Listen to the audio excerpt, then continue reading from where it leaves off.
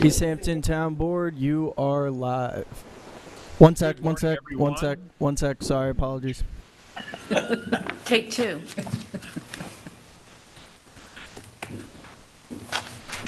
Town Board, you are live. Good morning, everyone, and welcome to the November 15th work session of the East Hampton Town Board.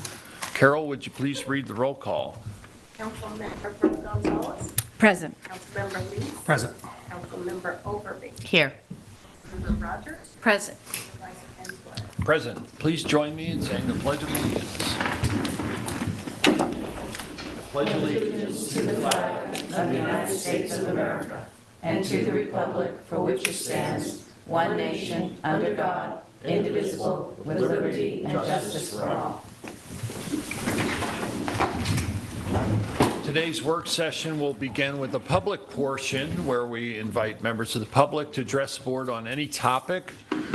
We ask that you keep your comments to 3 minutes or less, and I am going to ask today that any comments regarding the airport be held until after we have the airport presentation, and then we'll go to public comments on the airport.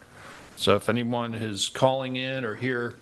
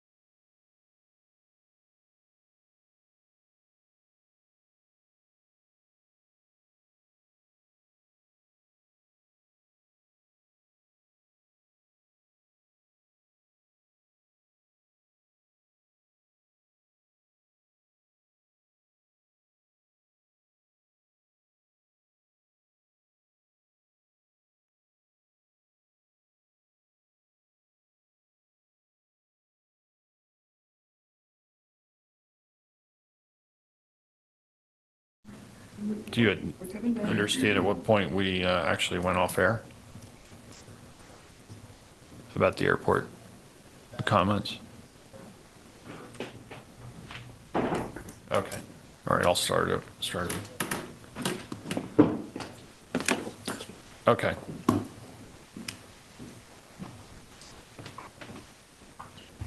Okay, I believe we're back on the air now.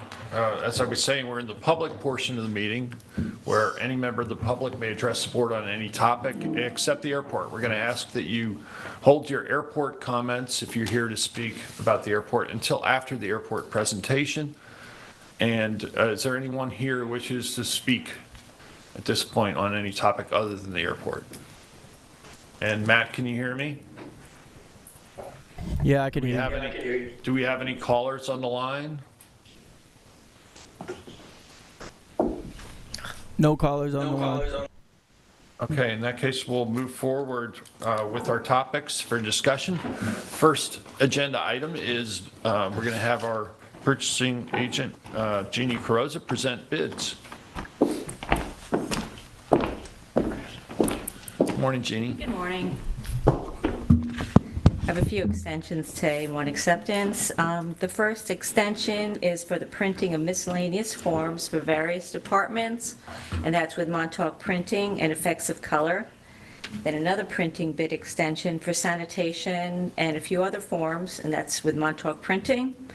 We're also going to, there's an extension for agreement for the airport and aviation engineering consulting services, and that's with Savick and Murray. Extension of our annual sidewalk contract with Long Island Mason and Concrete Corp. The extension of our professional auditing and accounting services with Naraki Smith. And lastly is the acceptance of the bid for the Westlake Comfort Station new foundation. Carter Mellons was the apparent low bidder for that project in the amount of $72,000. And that's all. Any questions for Jeannie? No, that's okay. Thanks so much, Jeannie. So our first discussion, Peter, did we check callers on the line for the public portion? I'm sorry? Did we check for callers on the line? Yes, Okay. there were none. Okay. Sorry, I missed that. Yeah, so our first item to be discussed today is the airport. We have with us today outside consultants and counsel here to present, as I'm sure everyone's aware at this point, that the town's efforts to gain control over the airport and to impose reasonable restrictions has been stymied by lawsuits that have engaged the town and prevented us from taking any steps. At this point, we want to make sure that the public's aware of exactly where the town stands and the board's efforts going forward. At this point, I'd like to introduce Bill O'Connor from Cooley, who's our outside counsel. Good morning, Bill. Good morning, Mr. Supervisor and council members of the town board. Thank you for having me here this morning to provide an update on the airport litigation to date. I also appreciate the time we were able to spend together, a full day essentially, in executive session talking about the airport. I can say that at least my impression of the sentiment from the town board is that you all are more resolved than ever to address these difficult issues at the airport. I want to start with an overview of the agenda we're going to cover today, just with a little bit of background as to how we got to this point in terms of the town's consideration of the overwhelming majority of the community here in East Hampton that would like to see changes, significant changes at the airport, and failing that would need to evaluate closure at some point when that was legally possible. Obviously, that's been a topic of considerable discussion with the town board over the years, so I'll talk about that a little bit. Also on the agenda for today is just a bit of overview of who's actually suing the town. There are multiple proceedings in state court here in Suffolk County, a case in federal court in the Eastern District of New York, and some litigation at the administrative level before the FAA, and I'll sort of talk about how all that fits together in the overall landscape. And I think it's also important to understand what's being alleged as far as the steps that the town took and what issues the petitioners or plaintiffs on the other side have taken with respect to those steps, and how we've responded in court and how we are still responding in court in certain of these proceedings. And of course, the board is well aware, and the public is probably well aware, of an order dated October 19th out of the Suffolk County Supreme Court in 3 of the cases that we have been defending for you, along with the Whiteman firm and the Regano firm. And of course, the question then is what's next, and we'll talk about that too. Probably defer for the most part to my co-counsel, Mr. Dan Ruzzo, on what that means as far as the environmental review, which is, as we'll see as we get into the presentation, was a significant area of dispute around the town's process and what we might want to do in light of the order to address that. So just a few comments on the background here. As most people are aware who follow the airport very closely, and I know there are a lot of people in the community that do, the grant assurances that the town was under expired in the fall of 2021. And this is a program that's administered by the federal government through the FAA and their airports division, where they give out grant money.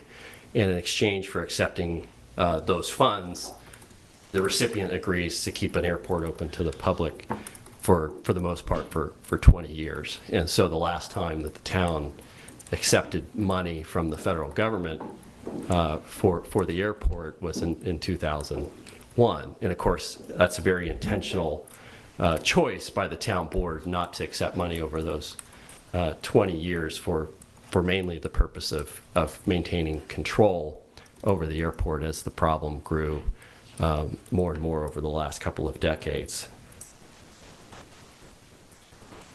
As part of that preparation for the grant assurances expiration, the town engaged in extensive discussions with the FAA about what their options might be after that expiration.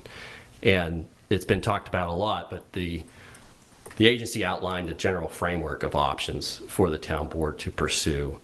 And we worked cooperatively with the FAA in order to, settle on a right path. But that wasn't a decision that was made, overnight, right? There was a lot of study and consideration that went into which one of the paths that was before you, which included closing the airport entirely, was going to be sort of the balanced and the right approach for the airport in the future.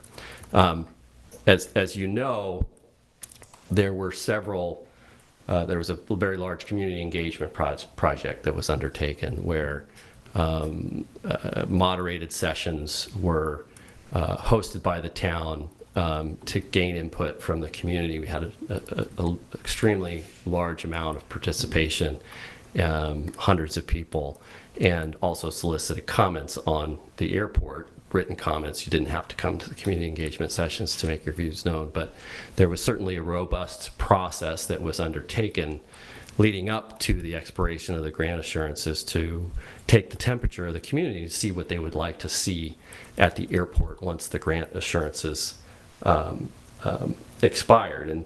And the consensus from that was not terribly surprising, but it was a confirmation process that a vast majority, 80% of the community, recognized that there needed to be change at the airport. The status quo at the airport was not compatible with the community. It was not something, especially in the growing nature of the use and the traffic at the airport, it's not something that could be sustained in the way it had been in the past, and there needed to be changes. And then the conclusion is what I mentioned at the outset. If that couldn't be achieved, there had to be some serious consideration out of really what would be almost a binary option. Keep the airport open as it is, or consider a path to closure. But obviously, that's not what the town board chose to do. What we did try to do was to come up with a plan in coordination with the FAA to allow for reasonable restrictions at the airport. And part of that plan involved over this past season to do some robust data collection around a trial period of restrictions and whether that would have a meaningful impact in terms of people in the noise-affected community who believed that the airport was significantly impacting their quality of life, measured by complaints. Was there a significant reduction in complaints? And if it could be done in a way that would allow the aviation stakeholders to continue to use the airport almost to the maximum extent possible, trying to find that really careful balance between reducing the complaints without having a over inclusive impact on people who use the airport. So that culminated in ultimately transitioning the airport from public use to private use. That was an option that was clearly laid out for the town by the FAA. And so a tremendous amount of work goes into something like that. As you're all very familiar, that last winter and early spring, there was a lot of effort, coordination in order to make that happen. And when the transition was planned for in May, there were a series of lawsuits filed in multiple forums in order to stop or prevent you from doing that. Ultimately, there was a temporary restraining order that was entered in mid-May that had some impact on your ability to implement the trial restrictions in order to gather the data that we had planned to gather over the summer season. So there is, as I mentioned, a constellation of lawsuits. There is a ton of litigation. I've described it before as sort of a mountain of litigation that needed to be climbed, unfortunately, but that's the situation that we find ourselves then, or found ourselves then, and find ourselves today. And so the question might be, so who is actually pursuing these lawsuits? We've included an appendix of the specific case information, but I just wanted to spend a little time so there was an understanding of who's bringing these lawsuits. The case I mentioned where there was an order entered in mid-October, October 19th, those are the Article 78 proceedings. It's a provision in New York law that describes a process where a petitioner can go into court and challenge an action here of a public agency in terms of an action that they're intending to carry out. Those cases were brought by Blade, who is one of the, if not the largest organizer of commercial operations at the airport. In other words, they are able to bring together the passengers and the helicopter operators to allow them to make travel arrangements to and from the East Hampton airport. In that case, it wasn't just Blade, it was individuals as well, primarily connected with the Montauk community, that were included in the Blade lawsuit.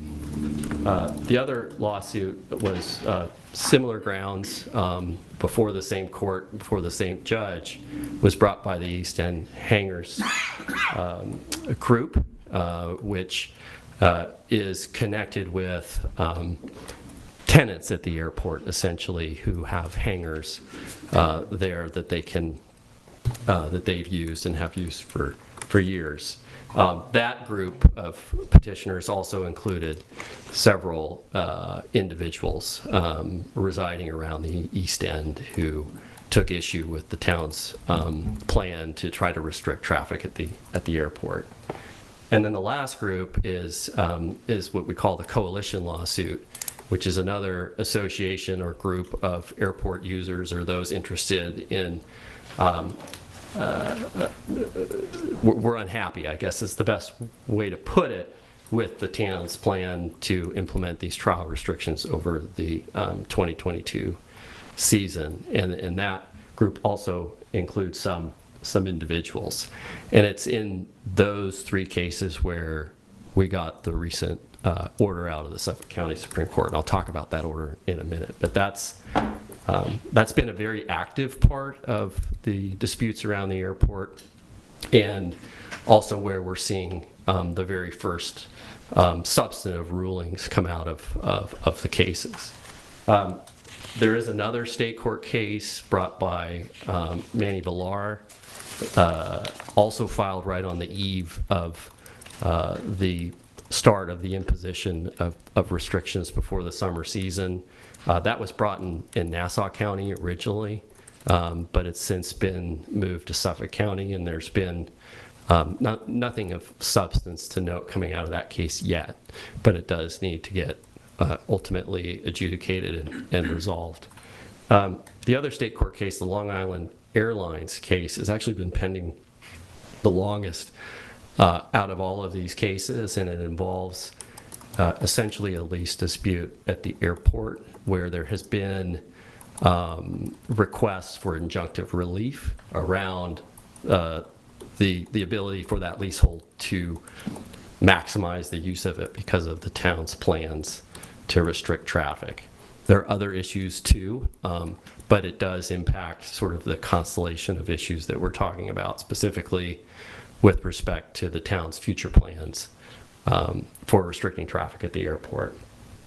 In federal court, there was a case filed by the National Business Aviation Association. So this is the largest trade association representing commercial operators, not the airlines. So if you think about everybody who flies commercially that is not a major air carrier, they would be included in this trade group. And they filed a case in federal court that was assigned to Judge Joanna Seibert, who was the same judge involved in the prior litigation from 2015, which I know the town board is familiar with. The last piece of the puzzle is the FAA Part 16 litigation. And when we say Part 16, that is a adjudicative process. It's handled administratively through the FAA. There's a plaintiff and a defendant, or the defendant.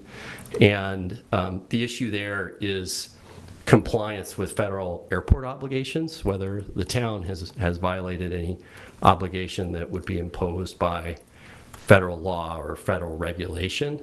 And as I'm sure you can anticipate and imagine, there is quite a bit of overlap with what's going on in the Part 16 case, what's going on in the federal case, and what's going on in the state court case. It does certainly present the possibility that there will be inconsistent rulings as we march along through this process, but that is the general landscape. We included an appendix with our PowerPoint that will be posted that has a little bit more detail on who the various players are in the litigation.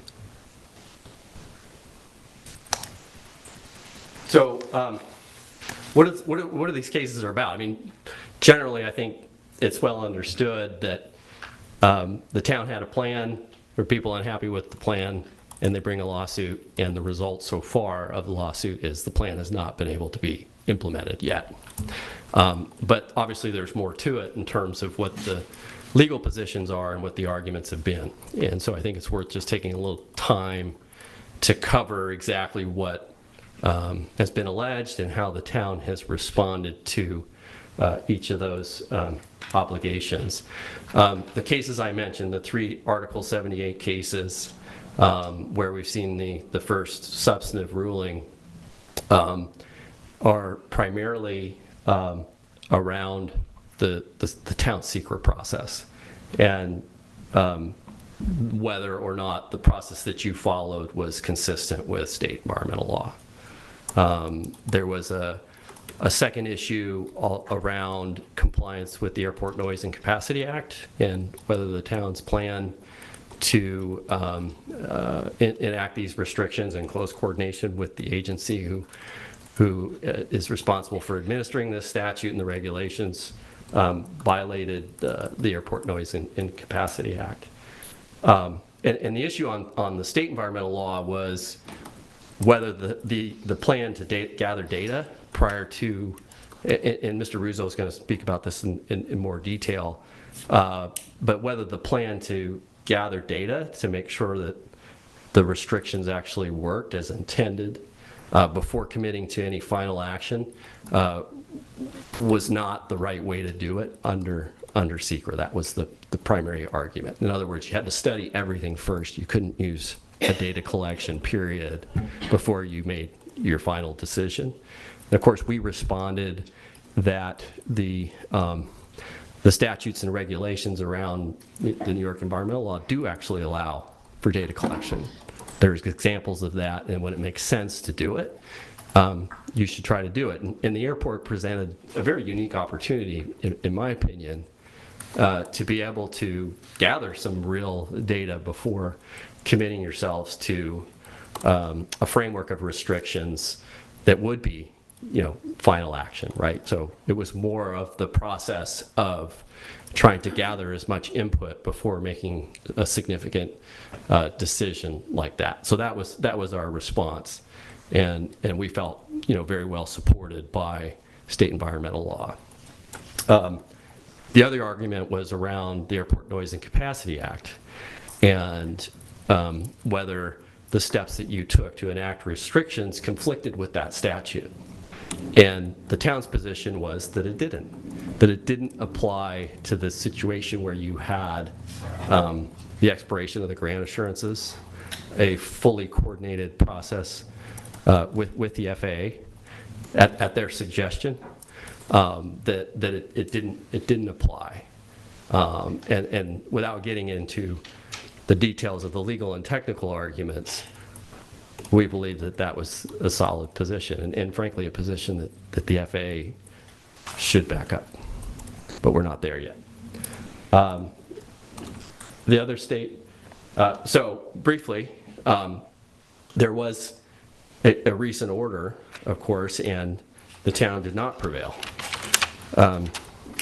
Ultimately, what the court found in a nutshell was that the town's secret process needed to be reformulated, that the data gathering aspect of what you had planned to do, although not specifically addressed in the order, the implication of it is that you needed to study everything using data, simulated data, versus real-world data. So, okay, that can be addressed, and Mr. Ruzzo's going to talk about that. And then ultimately on the ANCA piece, the airport noise and capacity piece, it was determined that the town board's actions conflicted with that statute. In response recently, because the town board disagreed ultimately with this decision, respectfully, of course, a notice of appeal was filed on November 9th. And so there will be another level of review of that decision, and critically on some of the issues that the town disagrees with. That's a long process. Make no mistake about it, it can take some time, up to 2 years perhaps, to get that appeal resolved, which I know is difficult given the pressing need of the problem at the airport. But as Mr. Ruzzo will discuss, there are things that we can be doing in the meantime to be ready for any contingency on the environmental side of the problem. As I mentioned, the Villar action, not much going on there. It was just recently transferred to Suffolk County, and the arguments in that case are slightly different. Some are very similar. And so that case needs to get worked out ultimately. And the Long Island Airlines action is not an Article 78 case. It's a dispute under a lease. And so that case is subject to full discovery, where you have documents exchanged and things like that. And so that's going to take a little time to resolve, but it's been going on. So it's probably a 2023, early 2023 type resolution. Now in the federal court case, as I mentioned, all these sort of cases came in different directions all at once, right in the early mid-May timeframe, including this case.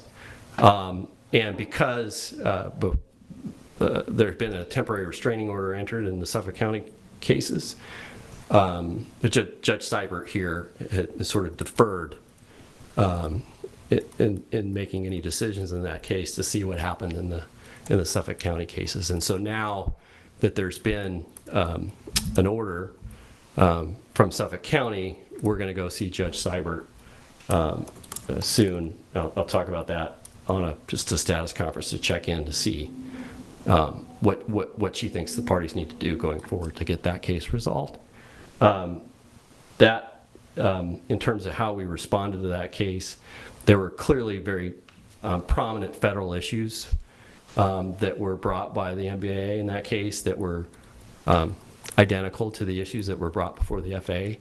And there's a concept of deferring to the expert agency on their decision before diving in court, if that's kind of proceeding in parallel, which it was. So that's a jurisdictional argument that we made around, the deference, like where the decision needed to come from first to make sure that the court got it right.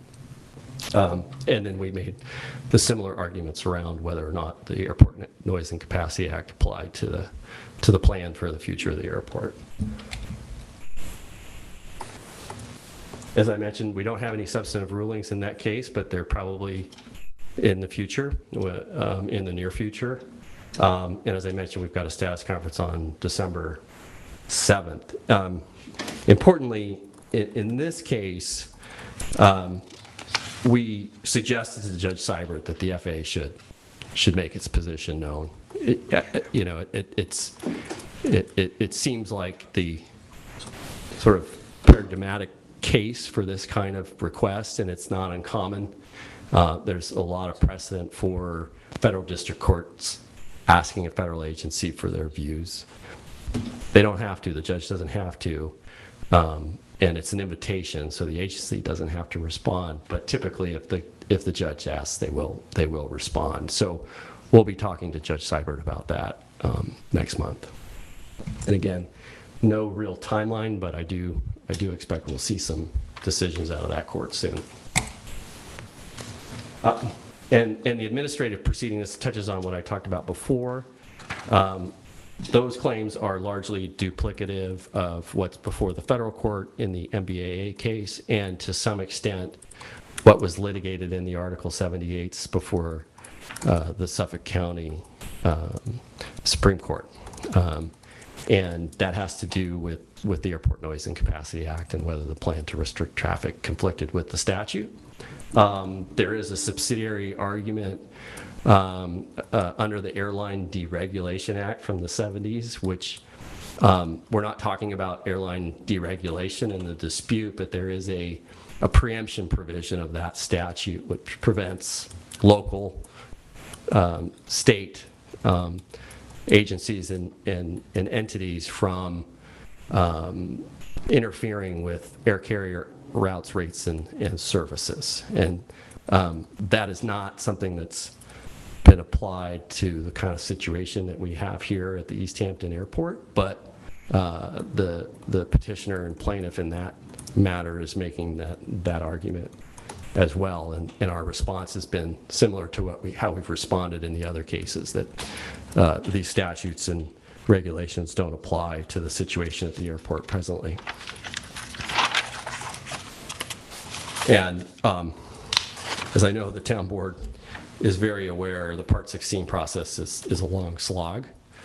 However, in this case, both sides have urged the FAA to act quickly. I think the overarching message here from all sides is that some certainty around the legal landscape needs to be had here, and certainly from the FAA. We know what they've told us, but it needs to be clarified in an adjudicative proceeding so the parties can get certainty around what the legal obligations are. And so far, we don't have that from the courts or from the administrative process, but we're working towards that. So like I said, the question on what's next, obviously, as I mentioned at the outset from the discussion yesterday, we're not done, right? There's much work to be done, and there's resolve to carry out sort of the mandate that you've received about the airport. And the initial rulings are what they are, but as I mentioned here, there's much more to be done on the litigation front. I wish there wasn't so much litigation, frankly, but I think what I'm hearing is the importance of the resolve and continuing to find a solution at the airport and continuing to fight for what you think is the right thing to do. Unless there's any questions for me now, I'll have Dan come up here and talk a little bit about the secret process or next steps in the secret process. If you have any other questions, of course, later on, please let me know. I'm happy to answer them. Yeah, any questions for Bill? No. At this point? Thanks, All Mike. right. Thank you, everybody.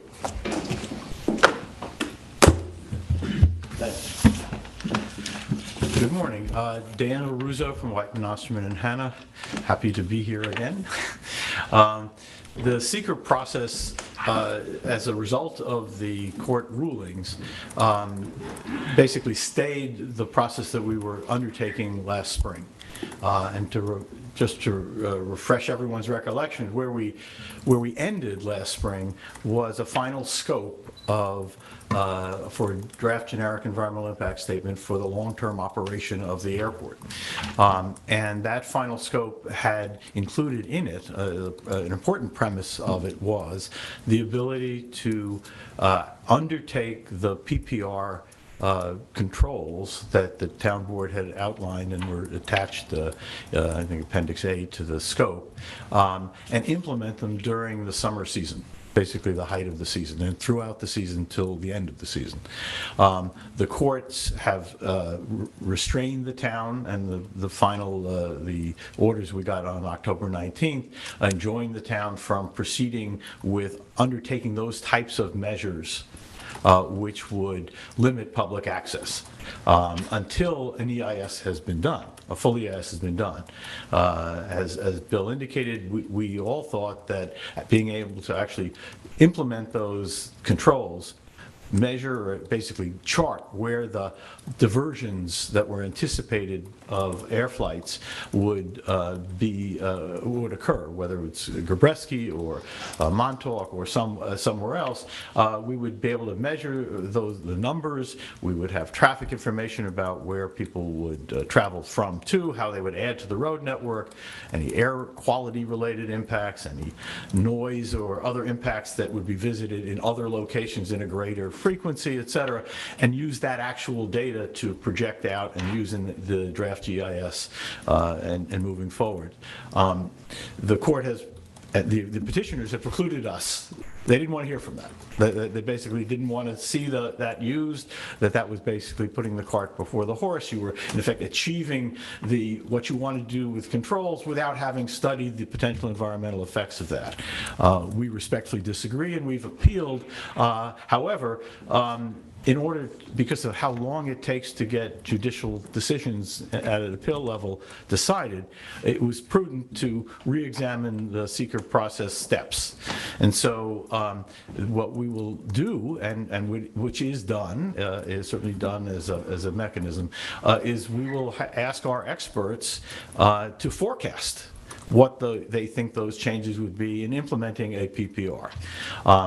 And because of that change in the nature of the work to be done, the scope of the EIS, we have to, in effect, reinitiate the seeker process again. So we will, in the next several weeks, be presenting to you the seeker, the revised seeker forms, the full EAF, and the analysis. We, again, envision doing, having a positive declaration issued and a draft scope, though a revised draft scope from the final that we used, reflecting what those changes to the analysis, methods of analysis will be.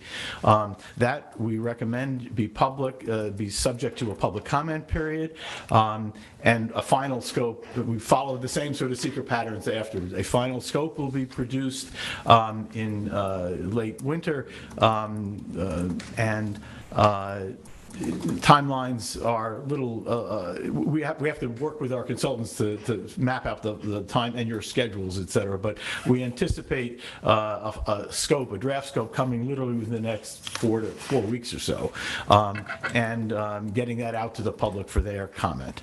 And then thereafter, the consultants will be working on the DGIS, the Draft Environmental Impact Statement, undertaking that work. That'll be once a complete DGS, you've had a chance to review that. That will be the subject of public comments. A final GIS will need to be prepared, and ultimately seeker findings where you weigh and balance all of the effects of the range of activities. Continuing to operate as it has, the airport has operated historically, complete closure because you're bracketed for analysis purposes to understand the ultimate effects and what you're trying to avoid in one place or another through the implementation of a PPR. I won't say the PPR because it leaves you with the flexibility of honing that based on the public comments and the data. So we'll get all of that. We expect, as we noted, we had 500 comments on the draft scope. We didn't have many comments from the petitioners in terms of technical comments, but whatever the comments are, we'll analyze them and include them in a final scope for your consideration. That process will take months. It's just the nature of that process. We hope to, we'll keep you apprised along the way of where we are on everything, so you'll have a good sense of that timing. But everybody, the goal is to get it done as quickly as we can, so that at the end of the day, what the court has ordered in terms of, well, a full seeker process before you undertake these PPRs, we would hope to have well before an appellate decision might come out. I can't assure you that some petitioners may challenge your ultimate decision on this step, but notwithstanding that, our goal is to address the sort of the fundamental criticism from the environmental review process that the recent court decisions have, in fact, stymied your ability to pursue, and have it done in a fashion that is consistent with what the court has ordered to date. By the same token, appealing some the rulings which we think are incorrect. Questions? Any questions for Dan on the secret process? No. Thank you. Thank you, Dan. So we've spent a lot of time working with our outside consultants and attorneys to develop a strategy and plan to ultimately implement restrictions that would bring relief to those who have long needed them. The last several years, we've worked very hard. We went through that very public process of engaging the public to understand what the community wanted in terms of the operations at the airport. And based on that and our consultations with the FAA, charted a path. There was an election here in town last November. We campaigned on a process of implementing restrictions. We were thwarted in doing so in May, much to our disappointment, because we're here to represent our community, and we've worked very hard to do that. And what we heard from the community was, we want this airport to reflect our values and to be something that is not a detriment. And at this point, we're committed to continuing that effort on behalf of the community. So we think the vast majority of people in East Hampton appreciate that the airport's outgrown its footprint and that we need to deal with hours of operation, that we need to deal with frequency and volume of aircraft. And it is our intention to continue to seek that goal. But as I've said before, it's very difficult to imagine the airport continuing as is without any kind of restriction or being changed to reflect the will of the people of East Hampton. It is the people's airport. So at this point, I think it's important for people to understand that in order to achieve that, we're going to have to continue to work our way through the legal system. We're going to need to redo our SECRA process, and rather than taking real-time data from the impacts of potential diversion or other aspects of changing the airport, we'll be doing that in a somewhat more theoretical way in compliance with the court. And again, the ultimate goal here is to end up with an airport that is accepted by the community. And if it's not accepted by the community, then the community will, I think, ultimately seek its closure. So that's pretty much where we are at this point. I would like to take comments from the public. I know there are a number of people in the audience who would like to address the board on this topic, and we probably have some callers on the line who want to address this topic. So I'll take by show of hands, because I don't think anybody's signed up to speak. If you'd please come to the podium and give your name for the record. And again, we ask that you try to keep your comments to 3 minutes or less.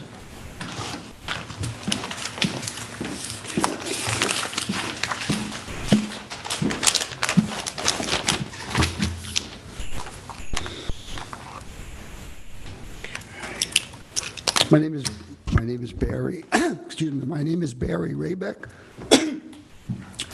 and I'm director of the Coalition to Transform East Hampton Airport, as well as a member of the Wainscott Citizens Advisory Committee. I want to thank you for your efforts on behalf of our community to limit the scourge of aircraft pollution. An appeal is worthwhile, as Justice Paisley has flaws in his arguments. To state that a town has no control over its own property simply because it has been used as an airport cannot possibly be valid. The Coalition to Transform East Hampton Airport advocates for closure and repurposing of the town's 600 acres for use that is beneficial to all. The secret study should compare the current airport with no airport. Then we clearly see the awful impact of it. It is worth noting that the airport has continued promoting falsehoods as facts. They are masters of fake news, while insisting in their ugly, divisive, and misleading advertisements that 800 jobs are created by the airport, for instance. This arbitrary number was put forward by consultants the airport has hired to justify the airport. In fact, there are approximately 12 full-time equivalent year-round jobs at the airport. 12. When surveyed, at least half of the people who come to East Hampton by air said they would do so by other means if the airport did not exist. Thus, the speculative 800 summer jobs are actually a speculative 400. It is also a fact that businesses here are desperate for workers, especially in the summer, and affordable housing is almost non-existent. Thus, fewer seasonal jobs required in this community would be a blessing, not a problem. The stated implication that 65% of residents want to see the airport remain unchanged is also deceitful. No official survey or referendum has been conducted. The town engaged in a re-envisioning the airport process last year, however, involving 300 people. Of those participants, 95% stated that the status quo at the airport was unacceptable. 5% wanting to keep things the same is not 75%, now is it? The last fact is that luxury aircraft operations are under attack across the globe. In a climate crisis, we must take responsibility to minimize carbon and lead emissions. The airporters are doing just the opposite, and doing so in spite of our community. As one of them said of Justice Paisley's ruling, he must really effing hate East Hampton. Thank you. Thank you, Barry. Anyone else wish to address the board? Matt, do we have any callers on the line? Yeah, we have 2 callers. I will patch them through. Caller 6388, I'm unmuting you.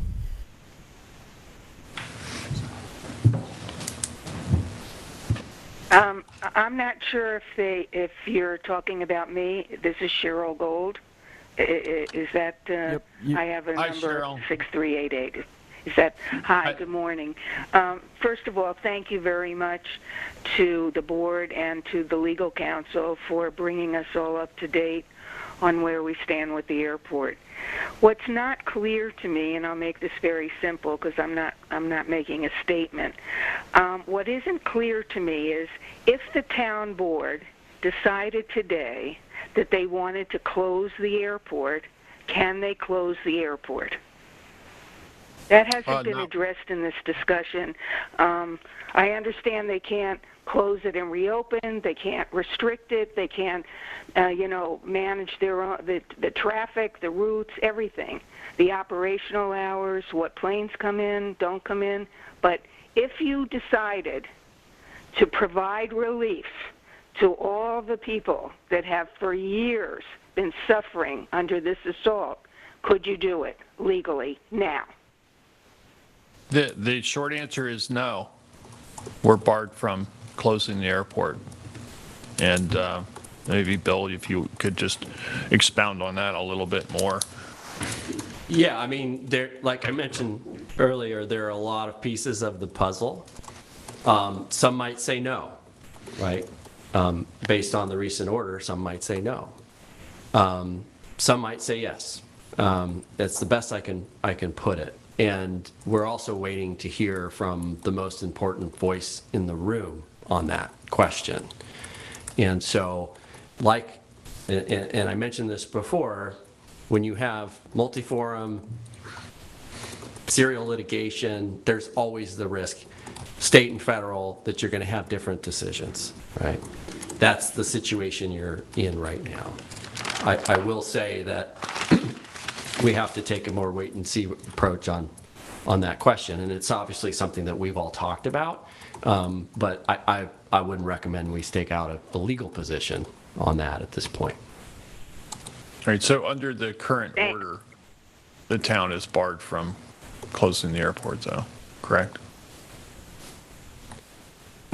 We wouldn't take that step tomorrow. Understood. Correct. Thank you, Cheryl. Do you have any other comments? No, I don't. Thank you for the time.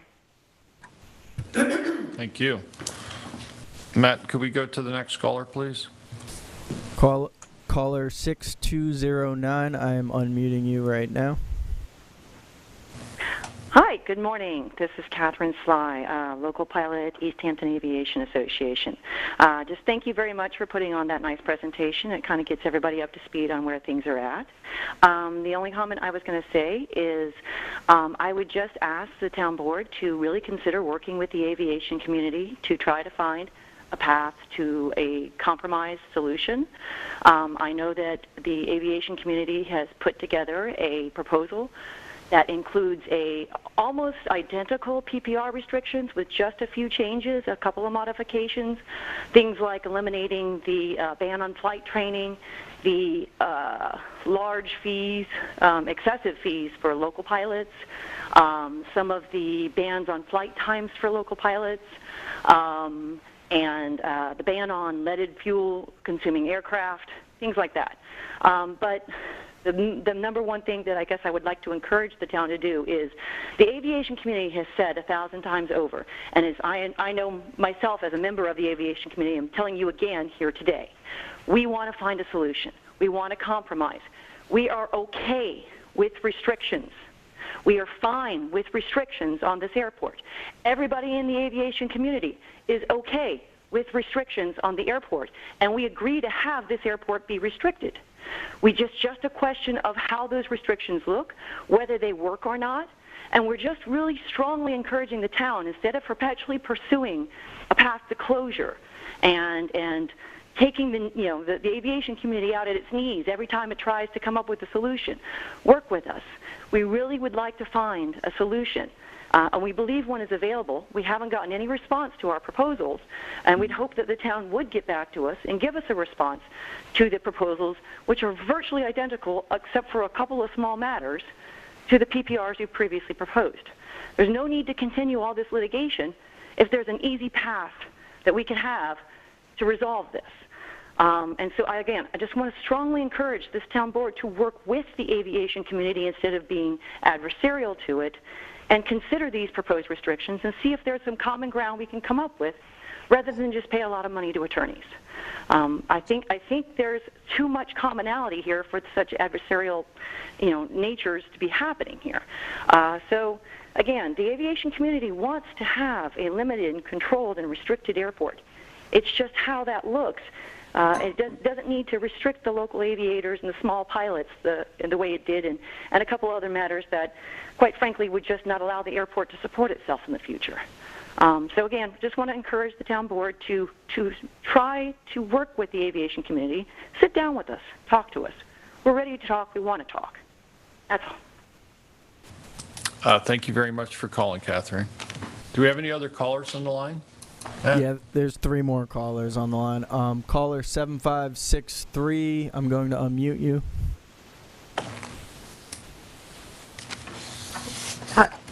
Good morning. Teresa McCaskey calling the South Old Town Aircraft Noise Committee. Thank you very much to the town board for all your hard work, so many years, and all your efforts. Thank you very much. I am calling to request when Cooley makes reference to the noise community it makes it sound as if it's kind of a small community that's affected. So in the future, I would appreciate if they can possibly make reference to communities, because in fact, it's not just the local people in East Hampton town that are affected. We're talking about communities in Southampton. We're talking about communities on the North Fork, town of Southold, town of Riverhead.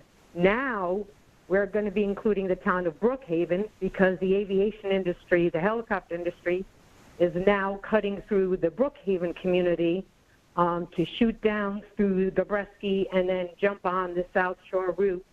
So now we have Brookhaven town that is now being affected, Wading River. We have friends in New York City, Manhattan. Blade flies directly over the park. They fly over Brooklyn, the Brooklyn Botanical Park. They fly over Queens. So for the East Hampton Aviation Association to say that they want to sit down with the East Hampton Town Board, I believe they need to sit down with a much bigger group of people, because this is not just affecting East Hampton town. The pollution travels from New York City all the way out to the beautiful east end of Long Island for the, 1%? And thousands of people are affected. They don't even have a clue how to file noise complaints. The FAA doesn't want noise complaints. And we've all been around that, done that dance with the FAA with regards to that. So again, I'm just going to request that Cooley please make reference to noise-affected communities, because we are all a huge family on Long Island.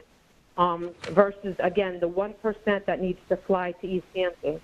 And, rules can be put in place, and you can talk to all the pilots that you want, but I will also make a statement that I witnessed a helicopter land at Southampton Helipad way after the curfew hours. Curfew, because it is not a lit-up helipad. And that pilot landed around 6 p.m. when that helipad is officially, quote-unquote, closed by 4 p.m., all to take care of a VIP or VIPs in a helicopter. It has been reported to the Southampton Town Village, but again, there's always someone that needs to push the envelope to accommodate that particular VIP, because either A, it's got to do with money. It always seems to come back to money. Or B, they don't want to lose that client. Or C, that client is just so arrogant and above the law that they feel that they won't get caught and they cannot be touched because of the amount of money that they have. So, again, and then the final thing, leaded fuel, well, I'll let other people talk about that, because leaded fuel is not acceptable. We are under the flight paths of leaded fuel being spewed all over, again, from New York City all the way to the East End. And ironically, Blade sits there and says that they don't use leaded fuel. That's interesting. But I'm going to circle back to the very beginning and say again, thank you so much for all your efforts, your commitment, your time, your respecting the surrounding communities and listening to all of us, because so many people are affected and simply cannot, A, take the time to call in to make their comments available, or B, just simply don't know how to do it because they don't live in the immediate area.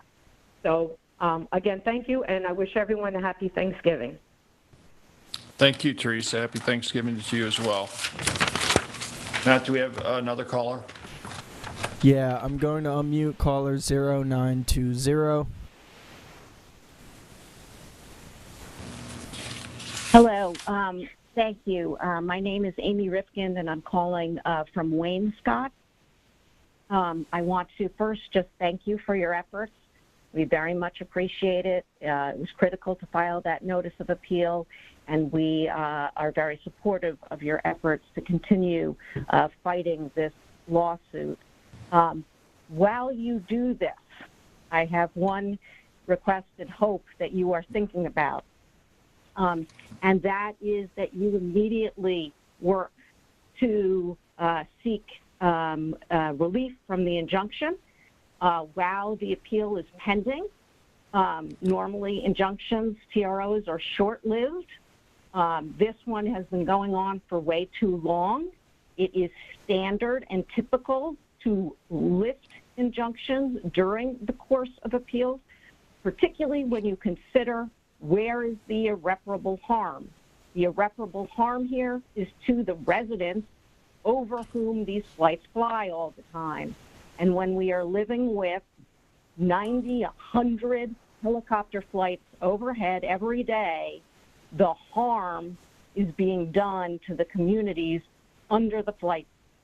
And therefore, there is good reason to seek immediately relief from the injunction during the pendency of the appeal, and really encourage you to pursue that fully.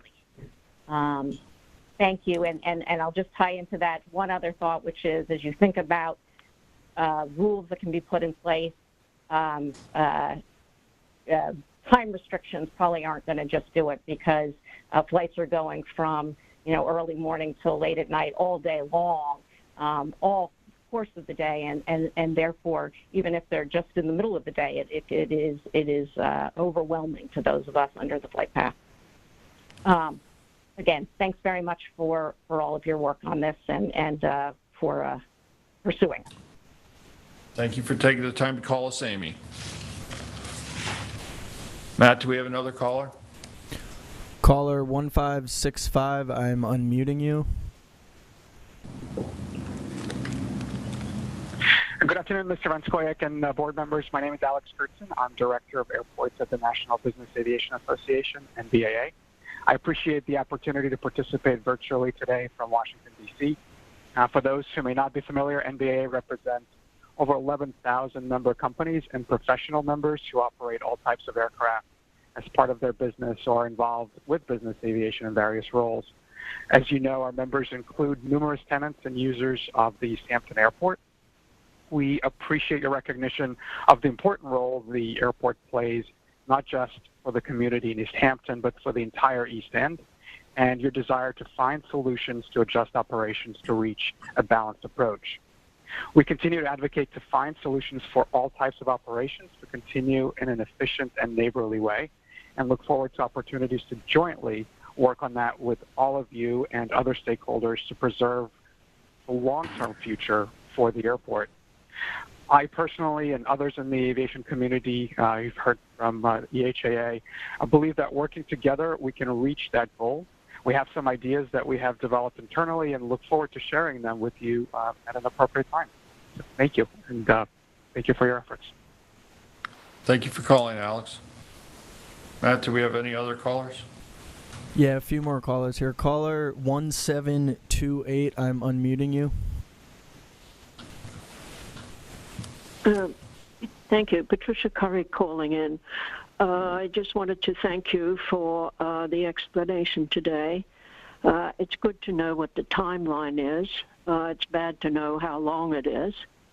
I'm just wondering what you could do in the meantime, since certain restrictions are not possible. There may be a way to help relieve some of the suffering by doing a few simple things. One would be immediately banning the sale and use of any plane using avgas at the airport. I wonder if that's possible, and if not, why not? The second thing would be the total removal of all the fuel tanks, which is sitting atop the aquifer in the worst possible place on the airport property, not to mention dangerously close to a road. Would either of those two things be possible? And if not, why not? Thank you. Thank you for calling, Patricia.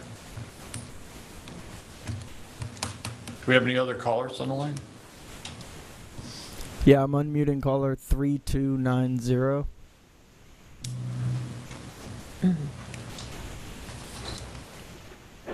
Good morning. This is Tom Bogdan calling from Montauk. I'd just like to say a few words in agreement with Catherine Sly. Montauk is not the enemy here. We want to work with you, but at the very same time, we're also frightened of you. We don't know what your plans are for Montauk. While you've come up with such specific ideas and concepts of how to solve your problem, you haven't said a thing, not one word, about exactly what you'll do if you do in fact discover that Montauk is disastrously affected by arrival of new planes. Of all the studies done, every single study has said Montauk will be inundated with flights if you close that airport or change it in any way.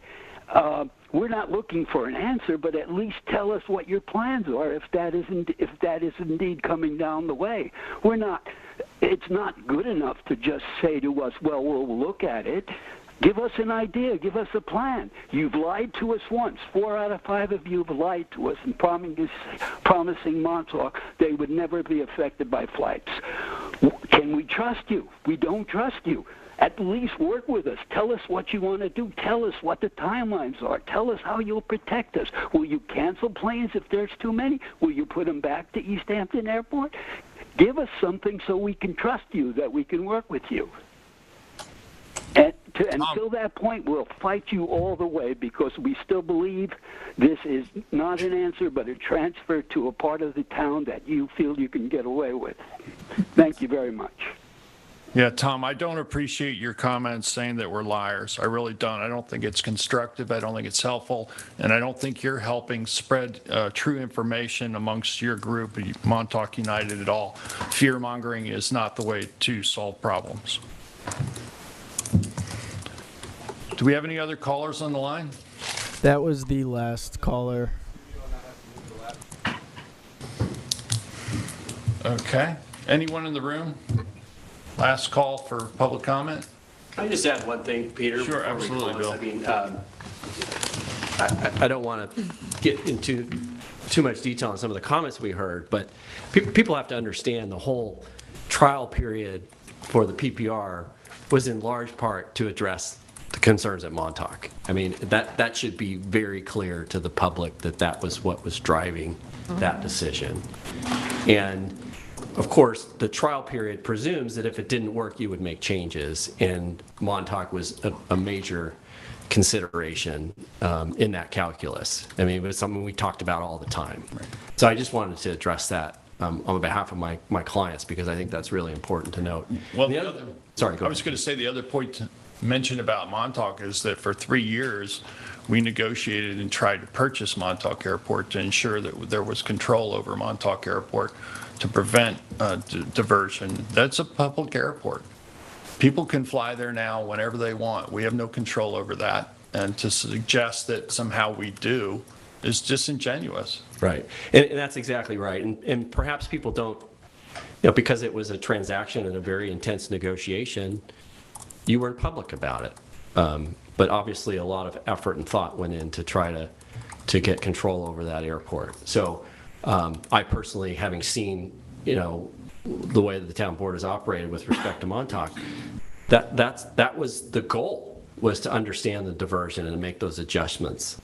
And you can't, we laid out what what's going to look like initially. That was pretty clear. And you gave yourself the flexibility to make those changes. Now, Mr. Bogdan, he's a petitioner. He's put you in the position now, right? Where you have to do it the other way. And that should be made clear. And the other thing I want to say is about MBAA. This is the first time we've heard in years from MBAA about any effort to come to the table. And they do. They have the largest constituency at the airport. And today they're now saying, we want to sit down, we want to work this out. Okay? Yeah. Also, Montauk has its own PPR, and we implore them to employ that PPR to the best of their ability, which they may not have done in the past, and which they are certainly allowed to do now. And we hope that that's what they continue to do. Montauk has tools we wish we had. Exactly. Absolutely right. Thank you. Thank you. Thank you, Bill. Okay, at this point, that will conclude our Montauk discussion as well as our airport discussion. I'd like to move now to the new senior center discussion. We have R2 Architecture joining us. I'll give a moment for the room to clear. Those who wish to leave may do so at this point.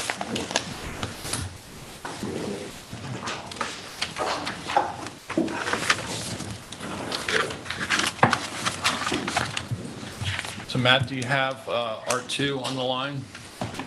Yeah, they're all joined in. I just added them in. Only one of them has their video camera on at the moment. And so Kathy Burke-Gonzalez will give a brief introduction.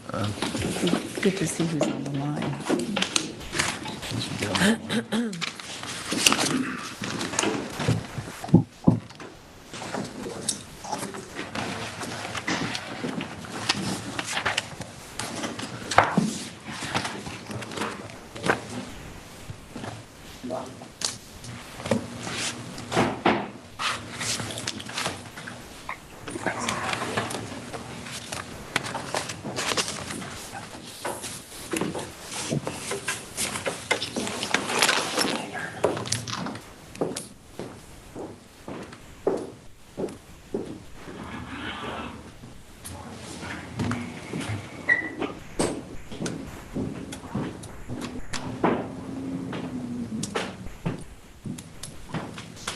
Still waiting? Yeah, I'm waiting for Matt. Matt, are they all set now? Got the close up. Yeah, they're all on. None of their. Still waiting for 3 of them to turn their volume on. Miss Morawaki, if you could hear me. Mr. Sow, if you could hear me. And Miss Rife, if you could hear me. Just unmute, please. Yeah, We can hear you. All right, Thank you. sounds good. That's Thank you. No problem. Just to let the board know, I have it on speaker view right now. There's a lot of different people in Zoom right now, so that's how it's going to be seen at the moment for this part.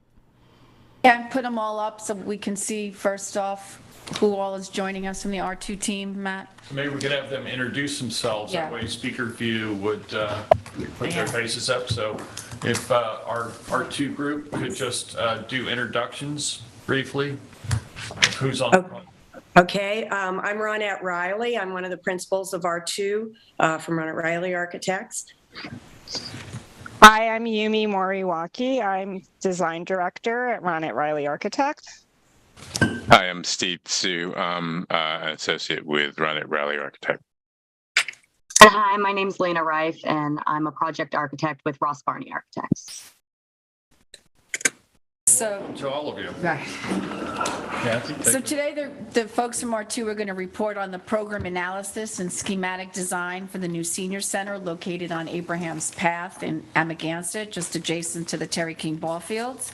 And I just want to say also joining us here in Town Hall is Diane Patrizio, Director of Human Services, and Jeremy Samuelson, Director of Planning.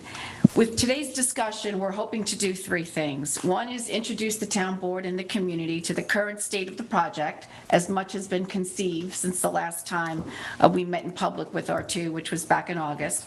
Second, we're hoping to gain general approval of the overall building program and building size. And lastly, we want to acquaint the board and the community with 4 potential design ideas and options, with the ultimate goal of narrowing it down to 1 design by the end of the year. So why don't we get started? Lena, you're going to put the presentation up, and yes, away we go. All right, Kathy, thank you very much, and to the board, thank you for seeing us again. We're very excited that the project is moving forward. We've completed our community engagement, and we've completed our program analysis and begun the schematic design phase. And today's report, we're not going to go through every page of the 38 pages, but we're going to highlight some of the areas that will be important for you to study in more detail if that's important. The exercise that we've completed in terms of program and adjacencies was to test your existing program, incorporate all of the ideas that were advanced in our various meetings and sessions. And what we did is we created a detailed program packet. And what we just how we organized the spaces were those that had to have specific types of space, specific architecture that goes along with it, such as the dining room, the kitchen, offices, to more flexible space, such as workshops, lecture areas, and in between activity rooms. So in terms of understanding what those spaces were, we compared the existing 11,700 square foot senior center, and our conclusions were that there were some spaces that were inadequate in terms of sizes, such as the commercial kitchen, which in our analysis needs to double in size. The dining room is also an area where we propose doubling it in size. These are the existing spaces and that are up on the screen now. If we and then activities. So we've color coded everything, and throughout the presentation, you'll see that the purple represents more of public area. The offices are in the teal color, and the support spaces such as the commercial kitchen and store is in the lime color, and then storage is in the coral color. So in terms of our proposal, is this proposed increase in spaces for the public area, activity spaces. Right now there's one activity room, and we're proposing 3. We're proposing double the size of the dining room. Our staff and support area stays roughly the same. We will gain efficiencies by consolidating them into one area. Currently, they're spread into a couple of locations at the site. And this summary of each of the spaces, as we did the spaces, let's just go to the page 13, the next one. As we looked at layouts, we actually populated it with furniture. Let's just keep scrolling through that. So one could see, for instance, if we had a large room, how could we use it as a wellness room, a lecture hall, a fitness? And so these scaled assemblage of spaces gave us the ultimate flexibility. If we go to the next one, we'll show in the dining room, one of the largest complaints that we had was the ability to move around in space. So we accommodated 120 seats in the dining room, which also could be turned into a 210-seat lecture room. We looked at various game rooms and arts and crafts areas and created what we thought were optimal room sizes. If we go to the next one. We also spent a great deal of time discussing adjacencies, where and what needed to be associated to each other. And for instance, the offices could be their own area except the office for the transportation, which needs to have sight lines to the arrivals and departures. We wanted to keep the dining room central, as it's one of the most active spaces, and then the common use areas. We also looked at adjacencies to outdoor space and to deliveries and all of the sorts of details that one would need to move forward. And then this is summarized, and this is page 17 of your report.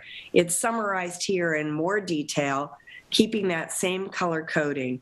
And our conclusion was your current 11,700 square foot space really should be 23,950, or let's say 24,000 square feet, accounting for circulation and the added programming areas.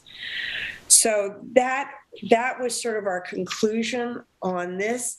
And afterwards, we then studied the site, which I'm going to turn it over to Lena to give us more detail on the site and how that affected our design strategies. So Renette, before we do that, like, I think we just need to summarize how we got here, what came out of the community engagement. I mean, folks wanted this building, you know, to work in concert, right, with the natural environment, and some of the spaces, the public spaces that we're recommending and having separate individual spaces is because that's what came out of the community engagement.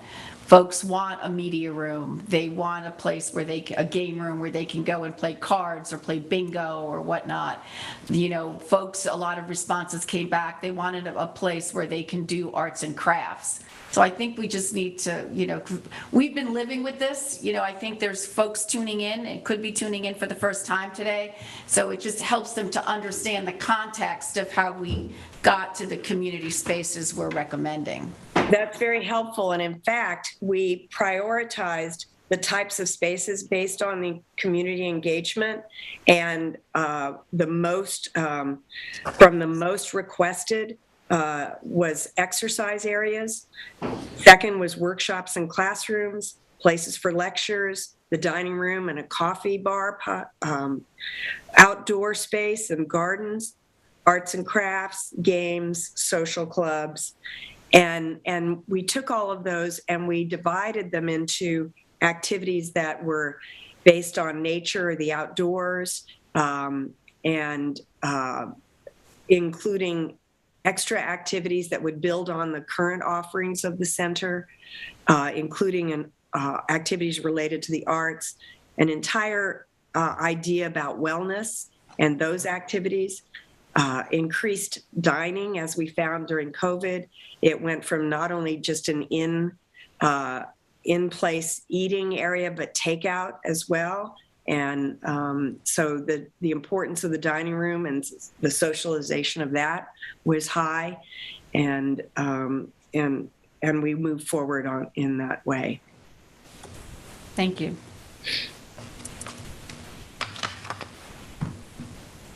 So I don't know, before we get into design strategies, if the board has any comments on program, because what we're hoping to do today, or not today, but very soon, is that page, I'm sorry. 17.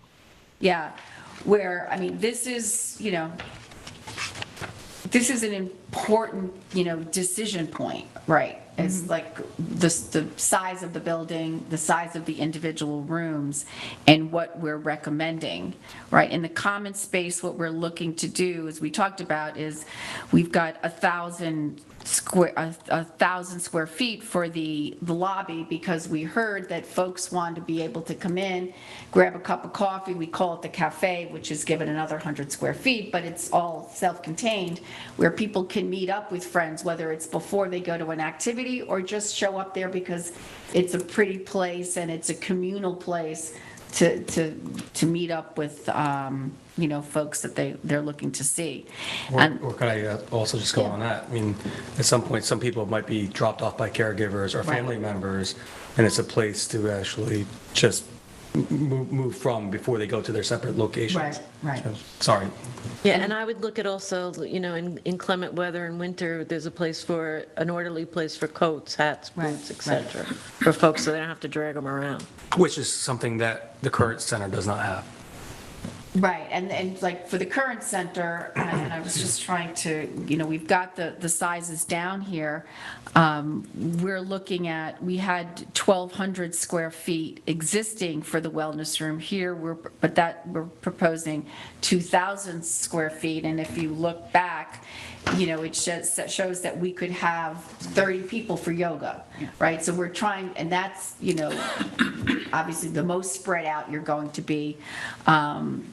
And then, you know, you could accommodate more people for a dance class or a Zumba or whatnot. But you also have limits on how many people an instructor can instruct.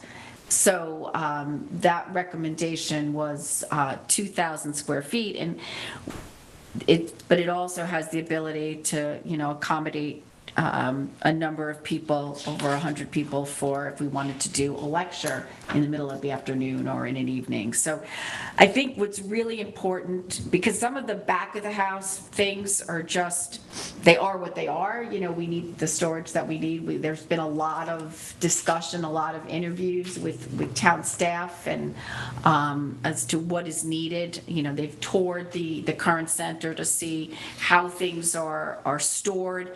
But I think for me, the question is, are we comfortable? Are the dimensions of the rooms that we're recommending and the number of rooms we're recommending for the common spaces, does that feel right to everybody? And that is, 2,000 square feet for the wellness room, 3,000 square feet for the dining room, and then 3 more dedicated rooms that could be, multi-purpose, but they're dedicated in the plan based on community engagement as a media room, an arts and crafts room, and a card room. So that's a question to the board? Yeah. So I worked in the gym that was less than 2,000 square feet for many, many years. So I also view this project as, this is a project that's going to be around a lot longer than I will be around, and that we should build for what we want to try to anticipate the usage is going to be. I like all the various specific rooms, and particularly the adaptability of the rooms in here. I think that's appropriate. The sizes also allow for a good flow. I appreciate the architectural firms designing rooms with the chairs. Instead of just going 100 by 100, which is like a square footage of a bedroom, doesn't work necessarily all the time. There's different beds.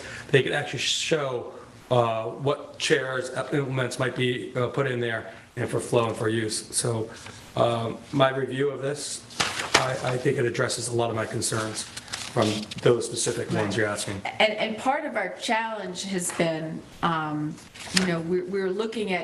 we looked at the current program, we looked at our program pre-COVID, but we're also expecting, hoping that more folks 60 plus, we don't have to call them seniors, will take advantage of, the building and the site once it's been built. Like Diane and I were having a conversation last night, for instance, the game room we're showing it, a 600 square foot game room with card tables, because we've got folks that play bridge, or 20 seats. Well, post-COVID, we're getting right now, the group that shows up, it's, 8 folks that are coming. Pre-COVID, we had 25 people show up. So we're trying to anticipate. Now that's to say that if bridge became really popular, you could have bridge going in more than one dedicated room. You could use the arts and crafts room and the game room, or if it's really big, you could set the wellness room up. But so that the flexibility is built in, but the question is, do we have the right sizes for those rooms? And we reached out to Dennis Fabrizak, because I was interested in knowing how big the Baldwin room is. Because if you remember, it used to be a main room with a lobby out when you got down the stairs, and then it became so popular and there were a lot of people that wanted to attend their events. They removed the lobby, they took the walls down, so it's one big space. That space altogether is 1,496 square feet. So that's what 1,500 square feet feels and like. I think for reference, this room is about 1,100 square feet. If you're just looking out here, so. And then the Y, I asked what the dance studio is, and that is small, and that's 450 square feet. And for their fitness programs, they can only accommodate 18 people. Mm-hmm. But it's also slanted, so it's not even a rectangle there. So I'm looking at the space, the wellness room and the dining room combined are about 5,000 square feet, whereas the existing rooms in the senior center combined are about 2,500 square feet. It's about 100% increase in size. And I think, to me, what's most important is that we have a flexible enough plan so that depending on the changing uses and demand that we can accommodate. We know that we need to build a facility that will be able to accommodate the growth in usage over time. You know, we need to be planning out 20 years, I guess, really. So for me, it's important to be able to see that these spaces are large enough and flexible enough to be able to accommodate, because if any given time, you talk about bridge, well, you know, bridge may become more popular, or maybe some other game, maybe backgammon, maybe it'll be bingo, you know, where you're using the big room. And there may be some other use for the smaller rooms, but just to have that baked in flexibility to accommodate. It looks to me like those main rooms are probably large enough, given where we are now and what we anticipate the need to be. I was interested to know where we are in the total area. So So- down the bottom, 24,000. 950, when that says the total area. and that's the- 23,950. Is that the gross floor area? Yeah. Yeah, compared to 11,700 currently. Right, and that encompasses just the activity spaces as well as storage? Yeah. Yeah, there's Yeah. a table of storage area, which is one part I didn't mention earlier. I referenced to like I'm Presbyterian Church. They have table of storage areas because the session house, we do a lot of different things in there, but the table and chair storage is very important because sometimes you want an open room, sometimes you want, you know, to be complete with tables and chairs. So I was happy to see that also incorporated in I there. did too. And at knowing the health and fitness realm also, not all instructors will bring enough equipment for 30 people. So there will be needs for storage of equipment within those room sizes, and that takes away the usable area there. So you might be thinking 30 people, but in the end might be 25 because of the storage of some of the implements that are important for variety when it comes to health and fitness. Yeah, and when you're looking activities. at this chart on 17 and you see, you know, where they've got general building storage, they're saying 500 square feet and current is 4,000. That's kind of like a misnomer in the sense that in the new buildings, the storage is going to be throughout, right? Like right now in the transportation office, they're storing all of the equipment they need, you know, windshield wiper fluid, you know, is in Sue Trotman's office. Like they'll be, you know, throughout the building. So that's, you know, we're not comparing apples and apples there. No. And also, you know, we've got refrigeration and dry storage in the basement at the current center, whereas here, everything is going to be right there in the commercial kitchen. So that's why it's just a little deceiving when you look at that number on the. Right, the 4,000 basically represents your basement area in your current facility. So that was a question. Is that Linda? Or That was Renette. Renette, maybe I'm getting ahead of myself. No, go ahead. I didn't see and notice on any of the designs that there would be a basement for them. We're currently not planning that except for maybe mechanical equipment, but that's still to be revealed in the designs. Yeah, the plans are one story, correct? Right. Or elevated, some of them. Yeah, elevated one story or one story. I just look at the space of what exists and how well the staff provides for the folks that come to the senior center, but how cramped it is now. And looking at these numbers, I think you haven't gone crazy, or the design hasn't, you know, quadrupled, but it's very appropriate to have I think a residential kitchen's now at 300 square foot. To have a commercial kitchen plus dishwashing, dry storage in these percentages. So for me, it's the percentage of the flexible spaces are appropriate to what the need is and will be. I really like the idea of the flexible spaces as well. And I think that that really reflects during the engagement process, all the different activities that folks thought of. And to be able to accommodate that, and as Peter said, changing, maybe it's not bridge, maybe it's bingo, maybe it's, so you're not gonna be locked in by lack of space or lack of these separate rooms. It's really giving quite a variety to all the different programs. We also worked with Diane and Kathy on what needs the setup and takedown that is required in their current facility to accommodate these activities. So we wanted to have enough variation that it wasn't a constant setting up and taking down.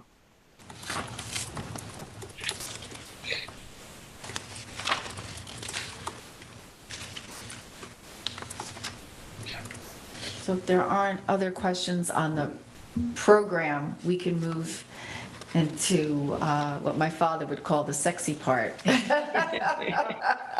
Oh, and I just want to say I have no negative comment on this. If anything, I would say, okay, you know, if somebody might be playing bridge, my understanding is canasta is becoming very popular, mahjong is very popular, that's, you know, maybe we, you know, if anything, look to even more rooms. Like, or make, okay, or are you saying add another room, or are you thinking the game room should be a little bit bigger? Can we use dividers? No, I don't think it's that you could accommodate mahjong and canasta going on at the same time, and you wouldn't want them in the same room. Right. Which, well, you could do that with this plan in the sense that the game room could be mahjong and the media room could be canasta. Okay. And the arts and crafts room. Yeah, the only difference with the arts and crafts room is that has a sink. Yeah, which I think is great. Thank you for remembering that too. I mean, we don't have to make this decision today. I mean, but we need to have this figured out. I think you've Right. narrowed it Yeah. down. Really thank Ronette and her group and you, Kathy, for. We had a team, and you know, Diane and Jeremy and Eric and Nicole. Yeah. Because it's not easy to find these spatial relationships to the need. And so you've done that and kind of boiled it down for us. Thank you.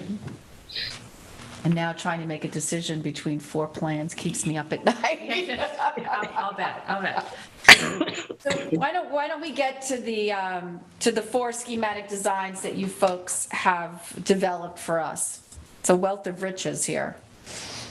Yeah, definitely. And so the program that we just talked about in the last section really served as a jumping off point for creating a series of strategies for not just how the building itself would be laid out, but also for the site design.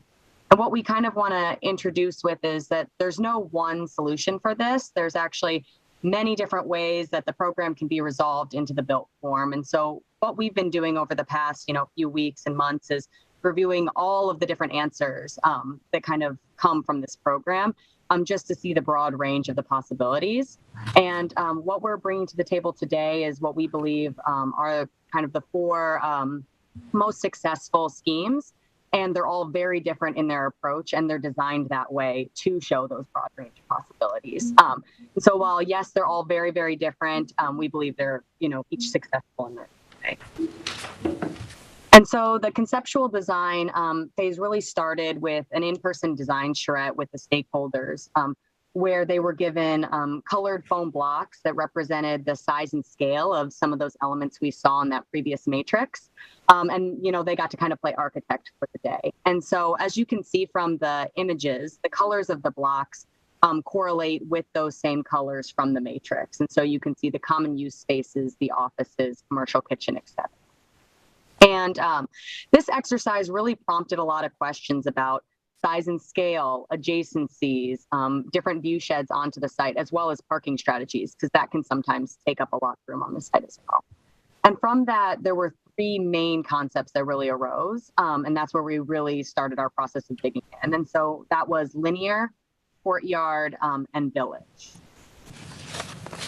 And so before we dig completely into the schemes, we wanted to talk a little bit about the site in general. just to kind of orient ourselves to this map. And so Abraham's Path is here to the southwest. The railroad is along, kind of following the mouse here along the southeast. We've got the horse farm to the east, and then the Terry King ball field here to kind of the northwest site. We've also overlaid the topography map on top of this, with each line representing about a 1 foot elevation change. And so you can see as you're starting from Abraham's Path that you steadily kind of increase in elevation going up to the main portion of the site. And then there's almost this ridge line here that reaches all the way from the north, all the way down, kind of diagonally across the site, all the way to the south. And so from one of the highest points right here on the map to kind of one of the lowest points here is about a 12 to 15 foot, depending on where you're at. And so following the mouse here, kind of this area is really the flattest portion of the site and the easiest to build on. And you'll kind of see that relate to a few of the strategies that we're talking about. Also, when talking about the site, Lena, 1 sec, we have a question, okay? Sorry. Yeah. So the site survey with the topography that's on there. So when we're looking at it right now, the lowest point is in the back southeastern corner as your hand is on. Is that correct?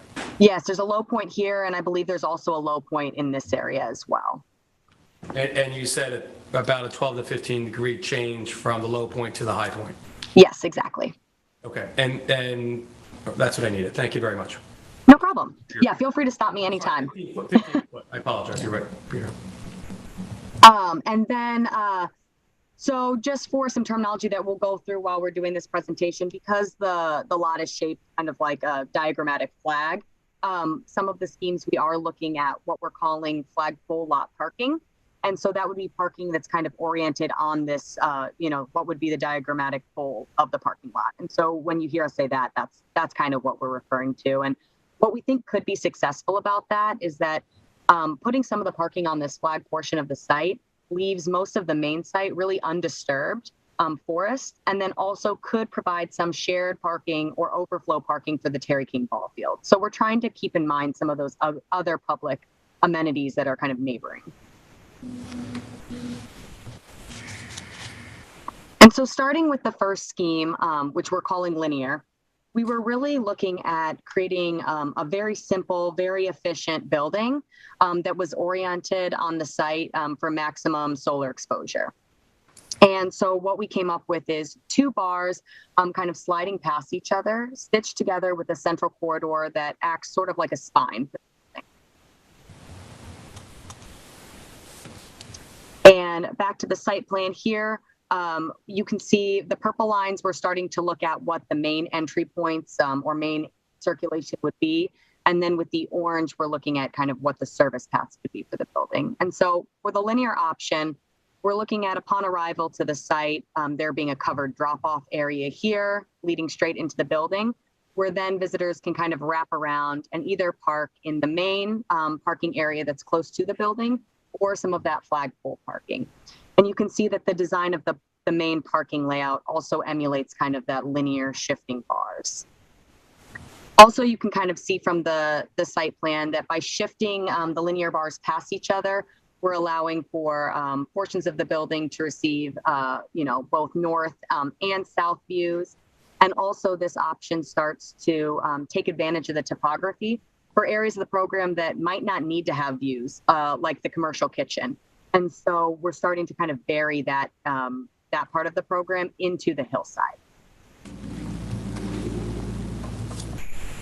And so for each concept, we also show a schematic floor plan. You'll notice that the colors correlate with those program categories that Ronette was explaining earlier in the presentation, with purple being, the very senior-centric common use spaces, the teal being the staff-oriented spaces, yellow for commercial kitchen, and that salmon color being the building support spaces. And so what we think is really successful for the linear option is it allows for a centralized lobby here. And then also it minimizes the walking distances to some of those senior-centric programs, like the dining room and the wellness room. Also, like I mentioned earlier, with these shifting bars, it allows for the offices to get northern daylight, but also have southern views. It allows for the wellness and dining, some of these really core purple programs, to kind of look out onto that untouched forest beyond this. Some of the images below here, another successful strategy of the linear option is that these bars can be kind of pushed and pulled for added program or a potential maybe covered outdoor space. We're thinking maybe for the wellness room, it would be really nice to have maybe a covered space for yoga classes or something like that. And then also we were thinking that the covered drop-off area that's shown on the north side at the entry could kind of slice through the building and also provide maybe a covered dining experience on the south side for the dining room. So looking at how we can bring some of those outdoor spaces that was really shown in the engagement sessions that people wanted to each of these.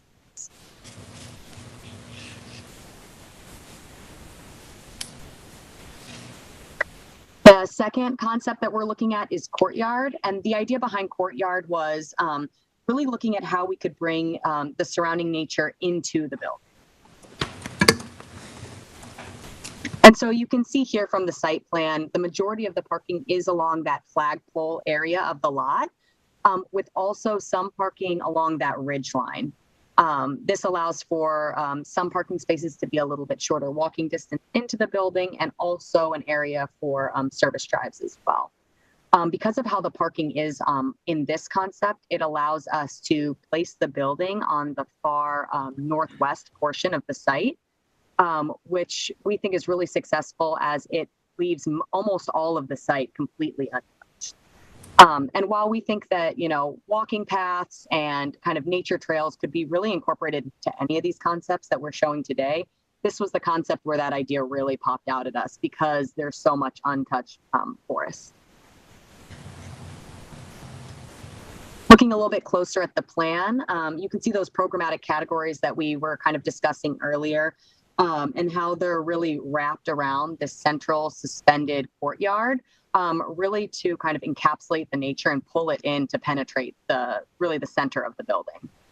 And so one of the successful things that we like about this strategy is, and you can kind of see it in this image that I'm highlighting here, is as you enter in through the lobby and start to circulate the building, you're really looking through nature to see the other amenities that the building has. And so you can imagine, you know, maybe seeing people dining and it almost looks like they're dining suspended within the forest, which we think could be a really cool idea.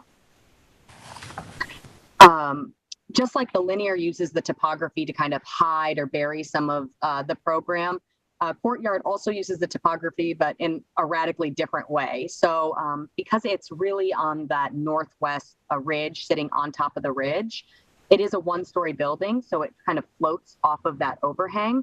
And what we were really imagining for this space is that this could be almost an unprogrammed natural space that events could occur in. So could it be a backyard amphitheater for the visitors? Could it be a picnic area? And just thinking about how people could start to go up underneath the building and reside within that central courtyard.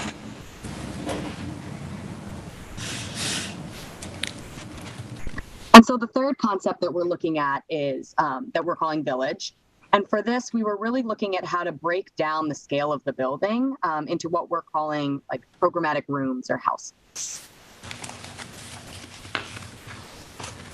And so you can see from the site plan here that instead of one, you know, large building mass like some of the other concepts, we're really pulling apart these individual rooms of program, and they're connected by a central circulation piece.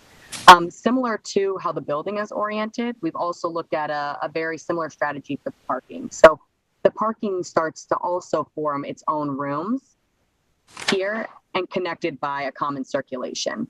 And one of the things we were looking at for these kind of rooms of parking is, could these be event-based? So if there's an event happening in the dining room, maybe this room of parking is kind of utilized for that, but maybe an event at the Terry King Ball Field could utilize this room of parking. And so it really starts to allow for those shared experiences between the different public neighbors. Another successful part of the village plan that we were kind of excited with is at the beginning of this process, the town gave us kind of a schematic diagram of major old growth trees on the site. And we've plotted those out as kind of these larger green diagrammatic trees. And since this village scheme is able to kind of break out the program, we're also looking to salvage as many of those trees as we can possible. And we think that that could be something that this plan really could devote itself to.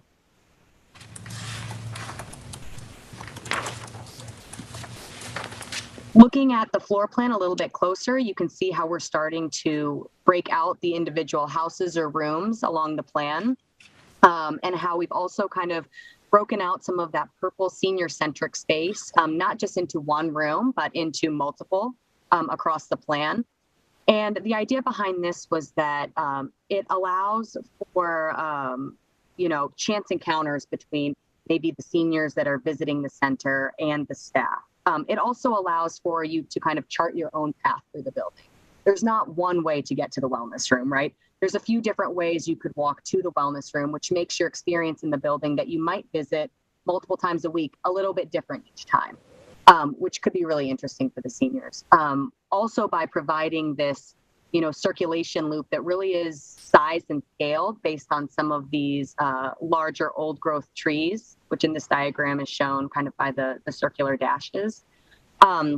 This allows for what we were envisioning as an indoor walking track for the winter time, whenever it's not really nice to walk outside, but maybe you could have that kind of experience. Another really successful thing we think about for the village scheme, and is shown a little bit in these images, is maybe providing a glazed corridor and looking at kind of having glazed corners, so that when you're in one portion of the main circulation space, you almost can see all the way through the building. And so even though there's multiple buildings on this site in this scheme, it almost has a lighter touch because you're always encountering the nature and the outdoor spaces on it.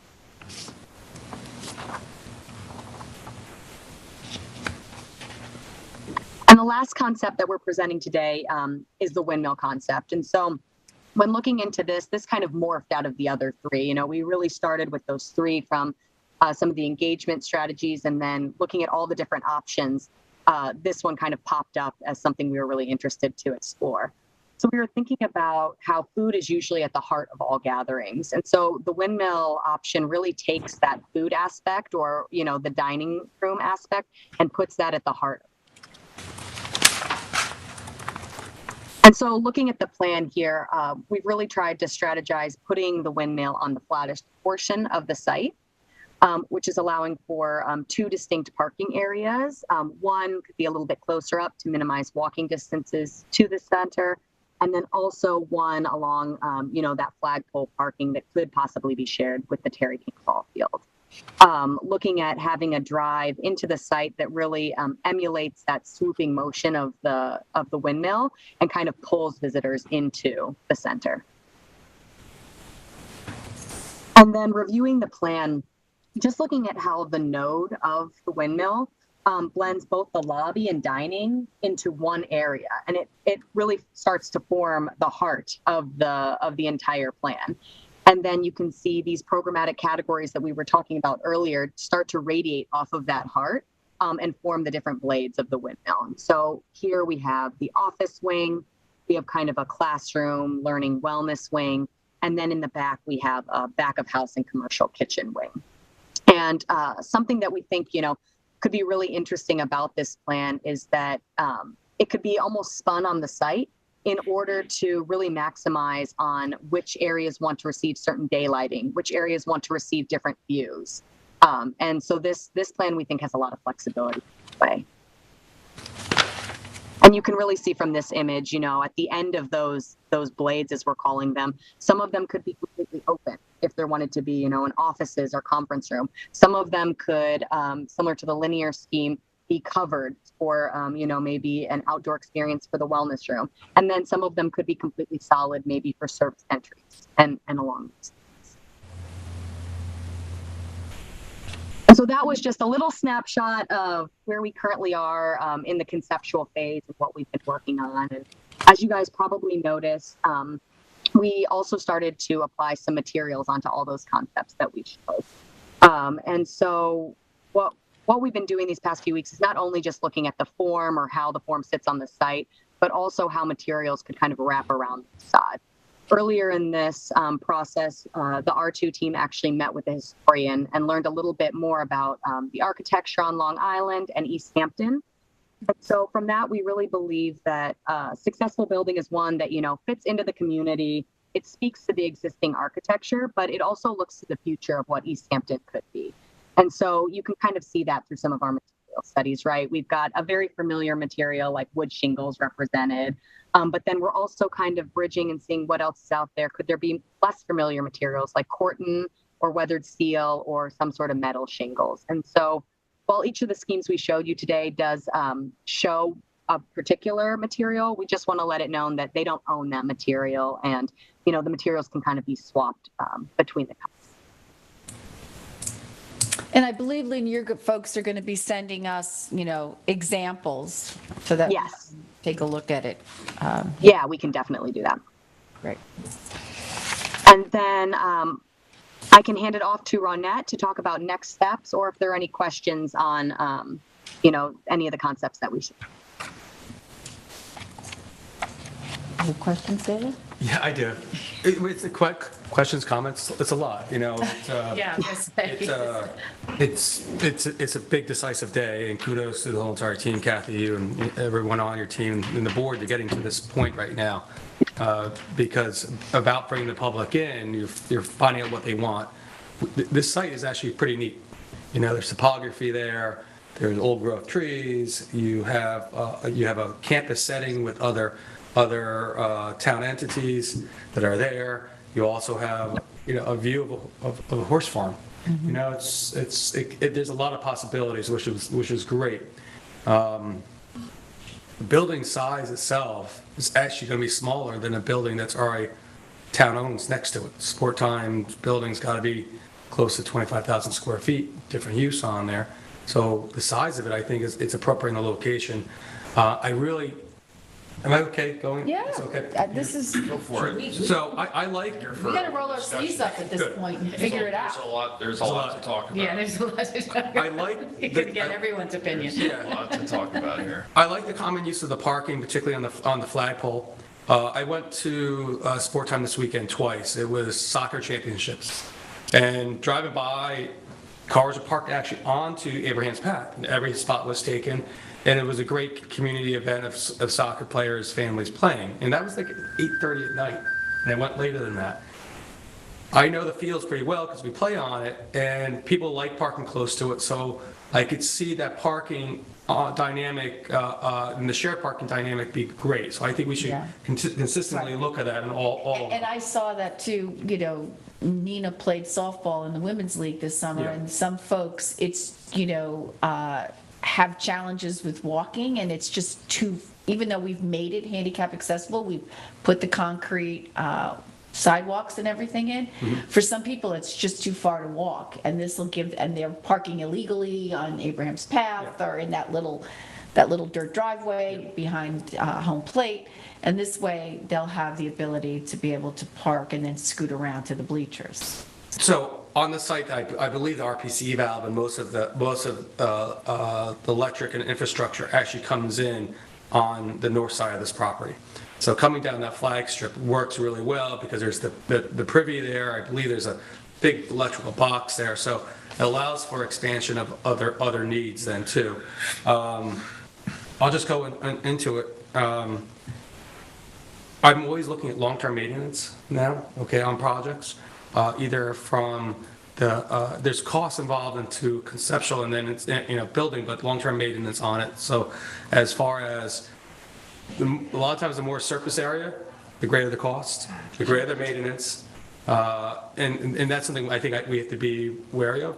I like the flow, majority of all of these then too.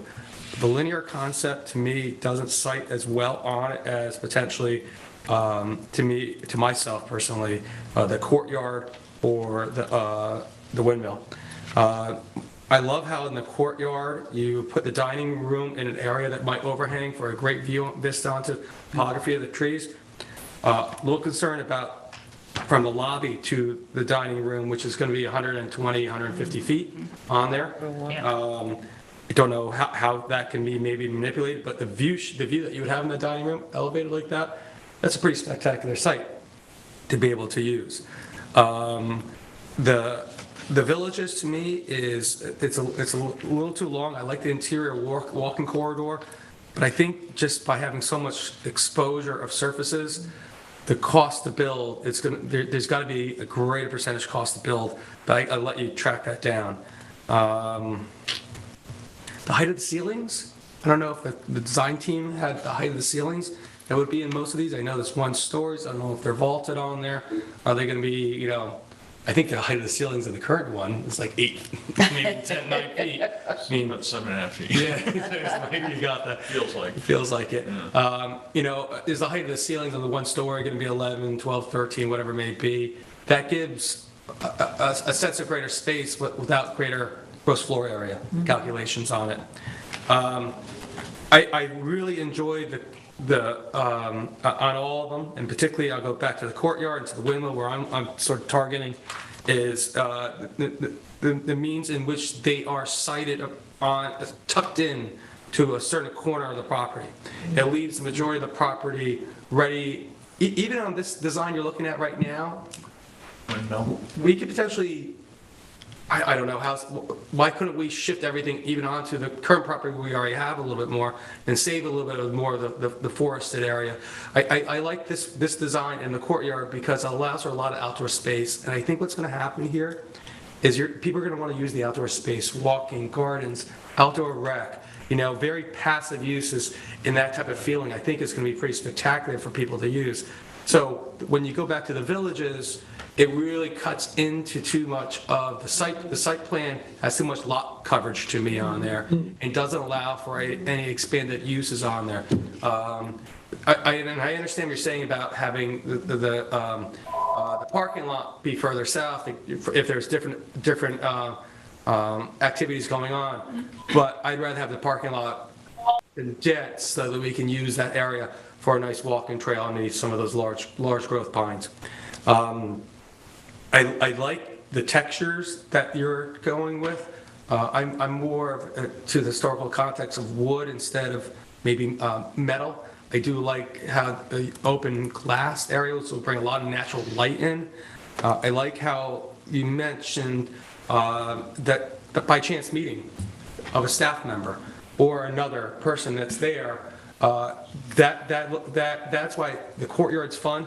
But to me, I like the windmill design. I'm just going to be straight. I think the windmill design is fun, in which you come to the lobby and then you come to the dining. And if the lobby and the dining are now going to could be one very much large area, I think it's great. And then you can go to your activities or to your counseling, whatever it may be. The only question I have on the windmill design is that the functional infrastructure for the trash is way far down south. Or not south, whatever it is. Right. How is that for maintenance aspects to get the trash to the outside containers or that effect on that? I think that's in the bottom, trash recyclables. So how does maintenance play out in that design? I think that's not all I have right now, but there's a lot more to go. So it's fun to talk about. Yeah. And thank you. There's a lot to think about here. Yeah. Yeah, thank you for all of that. I think to answer a few of your questions, thanks for all your comments. One of the ones regarding the windmill would be kind of like we were saying with the flexibility of the space. So if this option were to be chosen in the next steps, we could look at kind of rearranging those wings or those blades of the windmill to see what might be better serviced by, closer to a drive or closer to an entry. Yeah, and this is just my opinion, looking at it and stuff. So, I don't know. Thank you. I share some of David's comments, concerns about the overall design having like a great deal of surface area, because I do think surface area in building structures impacts the maintenance, as David said, but it also impacts the energy usage. I like the idea of trying to consolidate the buildings as tight as possible on the property rather than sprawling. The linear design to me is too linear, it's too long.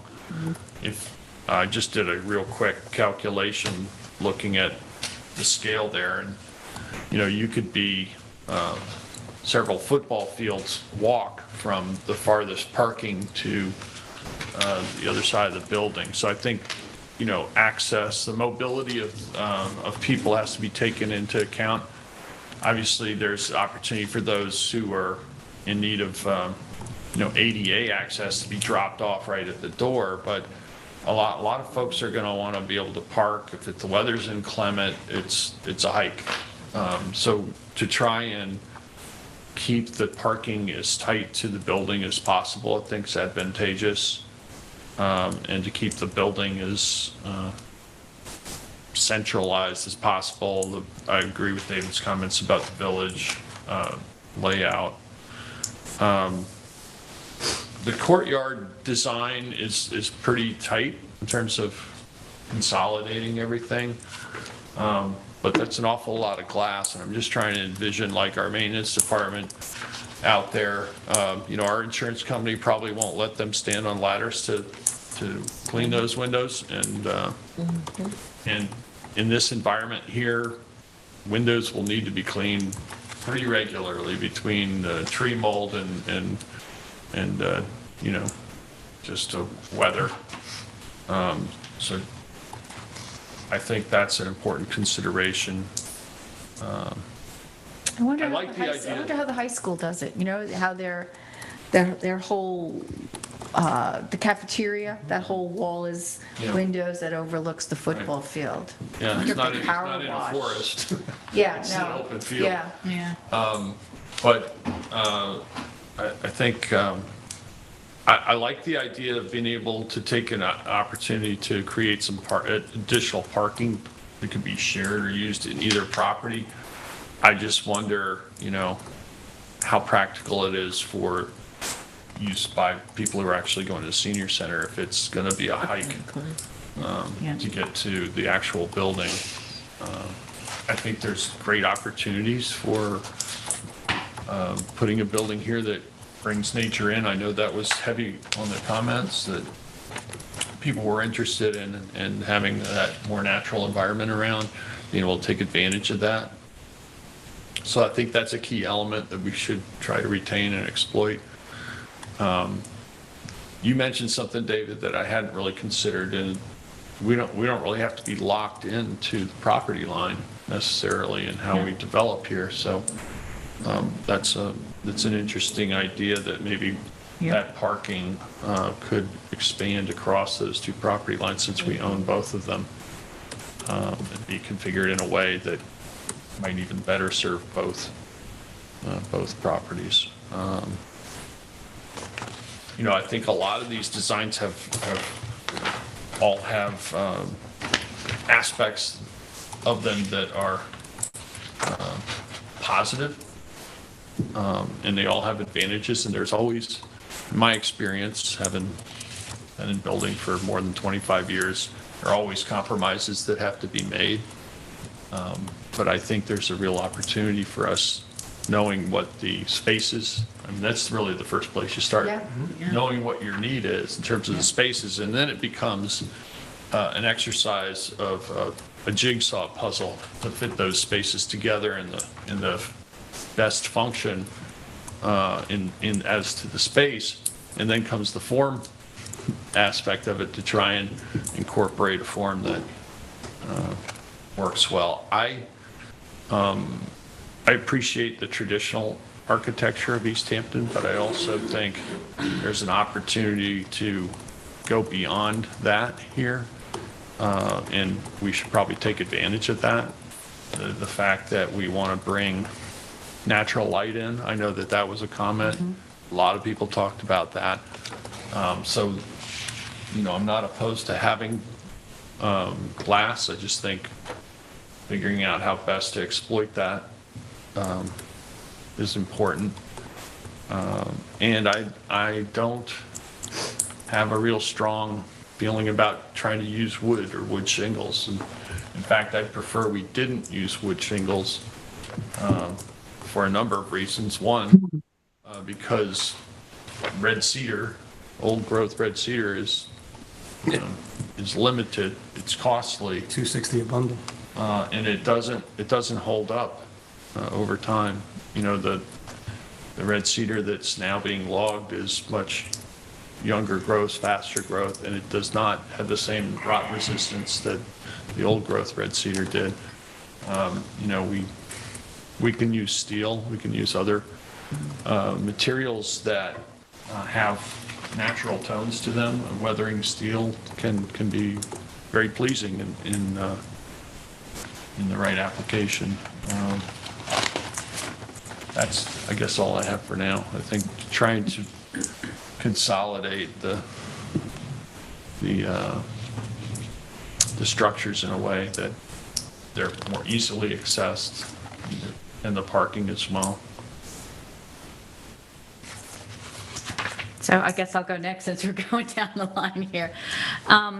So I made some notes on a couple of these, and I think, so this goes to almost all of them, that the parking that's along the roadway, although I understand or the entranceway as you're going in, remember you're going to be backing out of that parking space onto perhaps a car coming either direction. I think that's really problematic.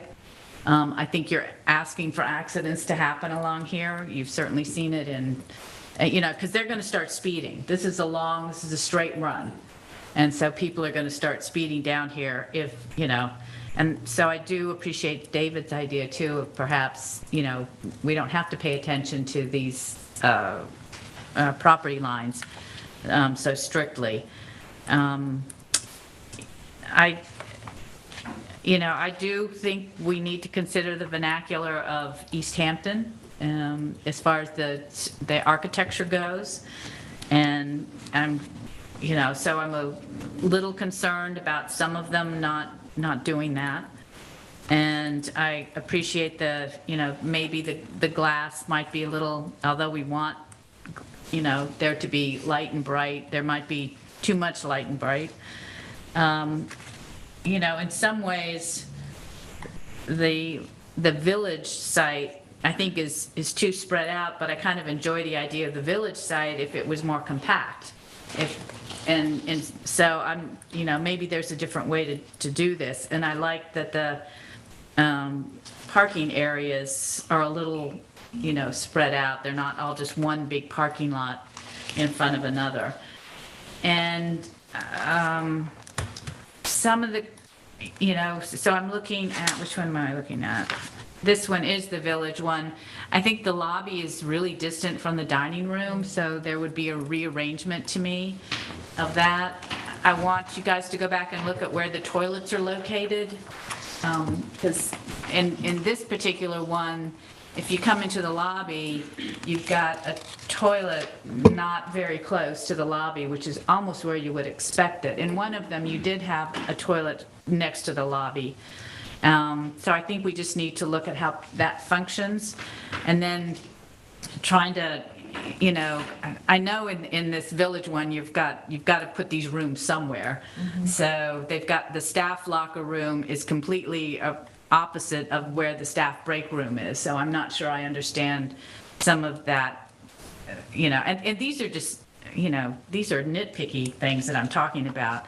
But there are some issues with, a long distance and then you come back to the windmill, and, the lobby and the dining room kind of work together, and then the toilet area is near the lobby. So that makes sense to me. I'm not sure how much I enjoy that building, but, that's something that I think we're going to get to eventually as we go through this. As far as types of materials and potential materials that are going to be used, I hear what everybody's saying. I think this is going to be a really hard decision, as far as, this building's going to be there a long time, and I think we have to be careful on the materials that we use, that it isn't too stark a change from other buildings that are in the town. So at the moment, those are my comments. So I'll jump in. I do really appreciate the effort to look at what the need spaces are and the square footage of those spaces and the overall square footage of the building. I think that you really listen to the community and the staff, and I think you did a good idea on that. Again, when we're looking at designs, for me, probably looking at it from the user's point of view, first, is that I like things that are grouped together, as Sylvia said, and don't make folks take really long walks to get to just disjointed spaces. So whatever design, I like the idea of the purple all being together, and then that leading into staff areas if people need to speak to staff, and then the dining room and all of the things associated with dining and storage. It makes it, to me, a very efficient design, and also for the user, a very inviting and welcoming design, because their spaces are prominent to them. They don't have to go all over the place to find little different areas. So from that point of view, I'll tell you the things I like. The things I like about the linear, although I think the layout could be much more compressed, is that East Hampton vernacular feeling with the salt box roof, and whether that could be translated to the windmill layout, to me would be, really nice. Because I do think, as far as being familiar to community members, something we're used to, and so therefore we feel comfortable in it. To me, it's a surface that complements, as Sylvia said, the vernacular of East Hampton. So however we do that, I realize the efficiency of the materials is critical to us as well.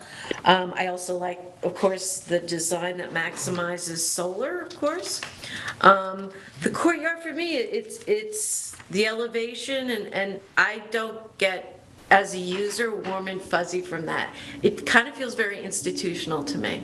It doesn't feel inviting. It's high, it's just not feeling like a natural space that I would just not think of anything of going into.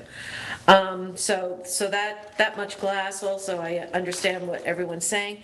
And I agree that the villages, it's a design that I probably think it's my least favorite design because of how much of the space it maximizes, and again, that kind of disjointed feeling when you're a user. Where do I go next? Where's this? Where's that? And the only thing I don't like about the windmill design is the actual outside of it, and the way it's portrayed here. We go from kind of feeling in the linear group a more familiarity for what our environment is here, to something that just to me looks kind of out of place on the outside. And maybe that's the cladding that's shown in this kind of open space here. And so far, those are my comments. I do really think the parking would be an issue for people with mobility to be down the flag strip. Especially if there's an incline going up that hill. I think we should consider that as well. And for the traffic flow. Although I see maybe the suggestion of putting more parking along the property lines or disregarding that property line, a better use of that idea. And just have the driveway as a driveway rather than trying to make it two things. And I agree. Again, I look at people using it, and even if you're going to be dropped off, or if you have a lack of mobility issue completely, is different than folks that just have trouble walking. And I think we should think about that group as well. And that's all I got so far. Great. Everybody's had a preliminary set of comments, and so I think that's helpful in terms of where the board sits. Right, so Ronette was going to take us through the next steps. You want to do that, Ronette, or you want me to? Sure. I'm just going to unmute. We're hoping today to leave with an affirmation of our proposed building program. It's almost double the current building, which, you know, has its own implications to it, but we really feel that we've spent a lot of time and effort to understand it. We did even have a bigger building, so we've trimmed it down to what we thought was the essentials. And we would like to, once that affirmation of the program number is there, we then want to take the next step for the final design criteria so that we can move these concepts to the next level and incorporate your comments as well into our design thinking. And then once we've concluded with it, or once we've gotten to one concept, then we can continue through the design iterations and looping in our consultants and workshops. So if I may, originally for December, it was going to be going back to, they had proposed to our group, like we had when we did the charrettes, when we moved the boxes around and played architect. But I think rather than leave that to, you know, the small internal working group of Diane and Jeremy and Nicole and Eric and myself, that it should be the board doing that, right? And we should be doing it in public. So R2 can come back to a December work session where we can roll up our sleeves a little more and really, you know, people will have time, you know, you'll have time to go through these again and process it, hear from the community, hear from staff what they think about it, hear from the current users of the center. And so we have like a month to do that and have them come back potentially to the December 13th work session where we, you know, really get in the weeds and try to come up with a compromise or a consensus on the board of what that final design is, or schematic. Is it a windmill? Is it a courtyard, you know, linear versus the village?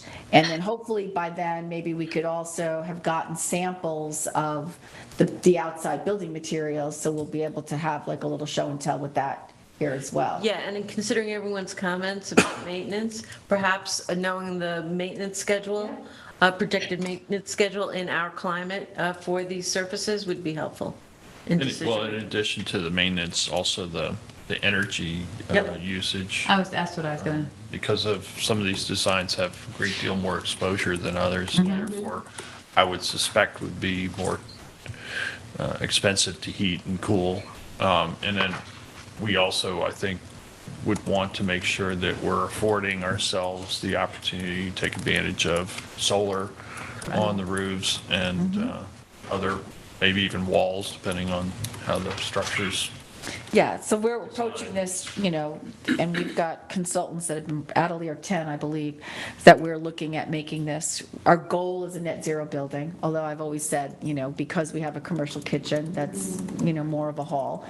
But we have talked about being all electric, the kitchen, you know, appliances and all of that. We're going to have chargers. We've always, you know, had solar, you know, roof in the plan. I've spoken to the folks in natural resources about looking at the sport time building to see if there's a possibility to, you know, what kind of shape the roof's in, what kind of exposure, is it possible to have solar there as well, just because it's a good idea, you know. Those are the kinds of things, you know, we need to think about. And just so you know, these schemes have come out, have been developing with the input of our energy consultants, both Kohler Ronan and Atelier 10. So we didn't get into the weeds with all of the different strategies, but we've been working with them as well. Thanks, Ronette. All right, so it's a wrap. for now. Good for now. think it's and, good. Thank you. Thank We'll you be making to the copies of consultants this as and well. handing them out at the senior center and with staff. They've got them over there. They may have even been tuning in, although it's a little late for lunch. They weren't tuning. Yeah. So Kathy, will there be a vote or a move forward on the building size? I think what I'll do, this week, I'll talk to my colleagues on the board, and by the end of the week, we'll let you know if it's, Great. I think generally speaking, we're comfortable with the 24,000 square feet. It's just a matter of, is it a 3,000 square foot dining room, a 2,000 square foot wellness room, and 600 square feet, rooms, the game room, the arts and crafts, the card room, and the and the media room and the arts and crafts. That's really the only thing we need to nail down, I think, for now. Great. Thank you. Thank you for your time. Yes. Thank you all very for much. joining us Appreciate today. Thank you. Thank you. Bye-bye. Bye now. And that brings us up to the 2020. Thank you, Diane. Thank you, Jeremy. Thanks. That brings us up to the 2023 Community Development Block Grant recommendations. We have Tom Rule, Director of Housing and Community Development, here to present these, what the requests were and what the proposed distributions are. Make that recommendation. I think Tom Rule has introduced. I think it's pretty easy, and we got lucky this year. If we expect to go to $120,000, obviously subject to congressional approval, and at this moment in time, we don't even know who's running Congress. So, for sure, it's tentative, but we've had $120,000 worth of requests. The requests came from the East Hampton Housing Authority for a backup generator for emergency preparedness at the Avalon Apartments in Montauk. This board has previously put a generator at the main facility for them, and now they would like one in Montauk. And they're asking for $35,000, and they understand it will cost more. They will pay their share, so to speak. But they're requesting that. Whalebone Apartments, they need to renovate 4 apartments for full ADA compliance. Whalebone was built prior to ADA, so when the Americans with Disabilities Act was passed, they were, said, look, you don't have to comply, your grandfather, but over time you should work your way toward compliance. And then ADA was amended. So the United States Department of Agriculture did their usual survey that they do with monitoring and said, guys, it's been 30 years, you gotta get these things conforming to modern standards. So they've asked for $80,000 to do 4 apartments. And Maureen's Haven, who handles the homeless program for, that works with the churches, but also handles homeless people that we refer them, for want of a better term, there. They've asked for the $5,000. We currently, and this board has funded them for a number of years, going way back to when they were the Pecana Community Council, because they play an important role in the community. So I'm pretty much recommending that we give them what they want, and if the board so concurs, I'll have a resolution for Thursday. Board members, comments? I'm comfortable. Supportive of the recommendation? I'm supportive of the request, yes. It's unanimous. Okay, thank you very much. We'll look for the resolution on Thursday. Thank you, Tom. Okay, that brings us up to liaison reports. Okay. So, as everyone knows, we had a drug take-back day on Saturday, November 5th. It was at the same time that Change Hampton was here planting the pollinator garden outside. And on average, we normally take back about 50 pounds of unwanted and unneeded medications, both prescription and over-the-counter. This year, we took back 60 pounds. So it was very successful. Say that again. On average what? 50 pounds. Oh, great. And we took back 60 pounds. Still a lot. Yeah. This is a lot. Yeah, it's quite the haul. I've also talked to Sergeant Alversa, who, as you know, was the school resource officer. He's put together a presentation, local and national drug trends, and he's been presented it to the Ross School, and I believe he's going to be presenting it at East Hampton. I've seen the presentation, and it might be worth having him come to a work session and make the presentation, because there's so much going on that young people are doing, and things that they can even order off Amazon. I mean, it's just frightening, really, and I think it would be a great education for our community, because, you know, it's not just parents that need to know this, or parents of just East Hampton High School students, and it's would give us an opportunity too to, you know, condense it into a video where, you know, it could be sent out to, you know, school districts. We could post it on social media and our website and whatnot. So I'd love to, when we know we have a lighter agenda, because it's probably a 30 to 40-minute presentation, have Sergeant Alversa. January? That's great. Have Sergeant Alversa I don't come think in. it's going to be lighter until January. No, I know, that we got a crazy month this coming up. December's going to be completely jammed up.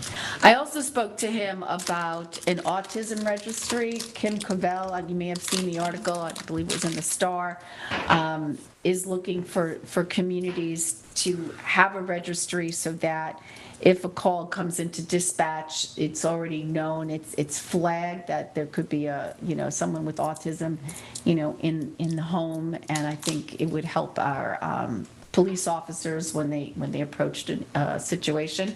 So, and it's something, you know, we've done, you know, registries for folks with special needs during emergencies with at Human Services, and I'm going to be having a meeting with Sergeant Alversa and Diane Patrizio to see how we can expedite and get that to happen, because I think it'll be really helpful.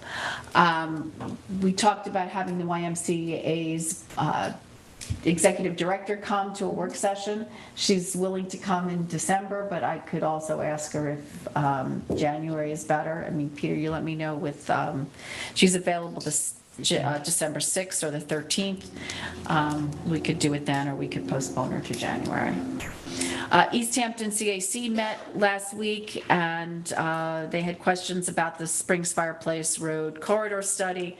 I explained to them that it's currently under review by the planning department, and as well as Kate and myself, and we're hoping to bring that to the board for a work session in either December or January. We've also got the town attorney's office working on two pieces of legislation. One prohibits bamboo, and the other piece of legislation, we talked about reinforcing the New York State's codes, rules, and regulations, Part 575.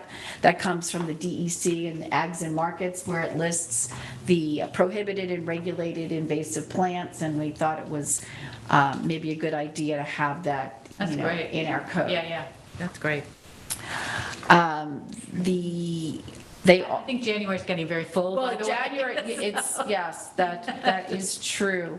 And we also talked about water consumption and how frustrated some of our members, CAC members are when they, you know, it's a heavy downpour and people have their sprinkler system on, and that if we could they were asking if we could build into our building code a requirement that folks have a water sensor with irrigation, but not only just have it, but use it. And so that's something, I was just going to talk to the town attorney's office if that's something we could pursue, but it's something that they're asking for. And then, let's see, Springs Park Committee met last week, and they're requesting that we line the parking spots at the Springs Park, because it'll help make the parking, it'll optimize the parking and the number of cars that can fit, because sometimes people, you know, put too much space in between, and they think that they could get a few more spots. They've also asked for additional no parking signs, because when you back out, there are a couple, but they're spread out, so maybe getting a few more signs.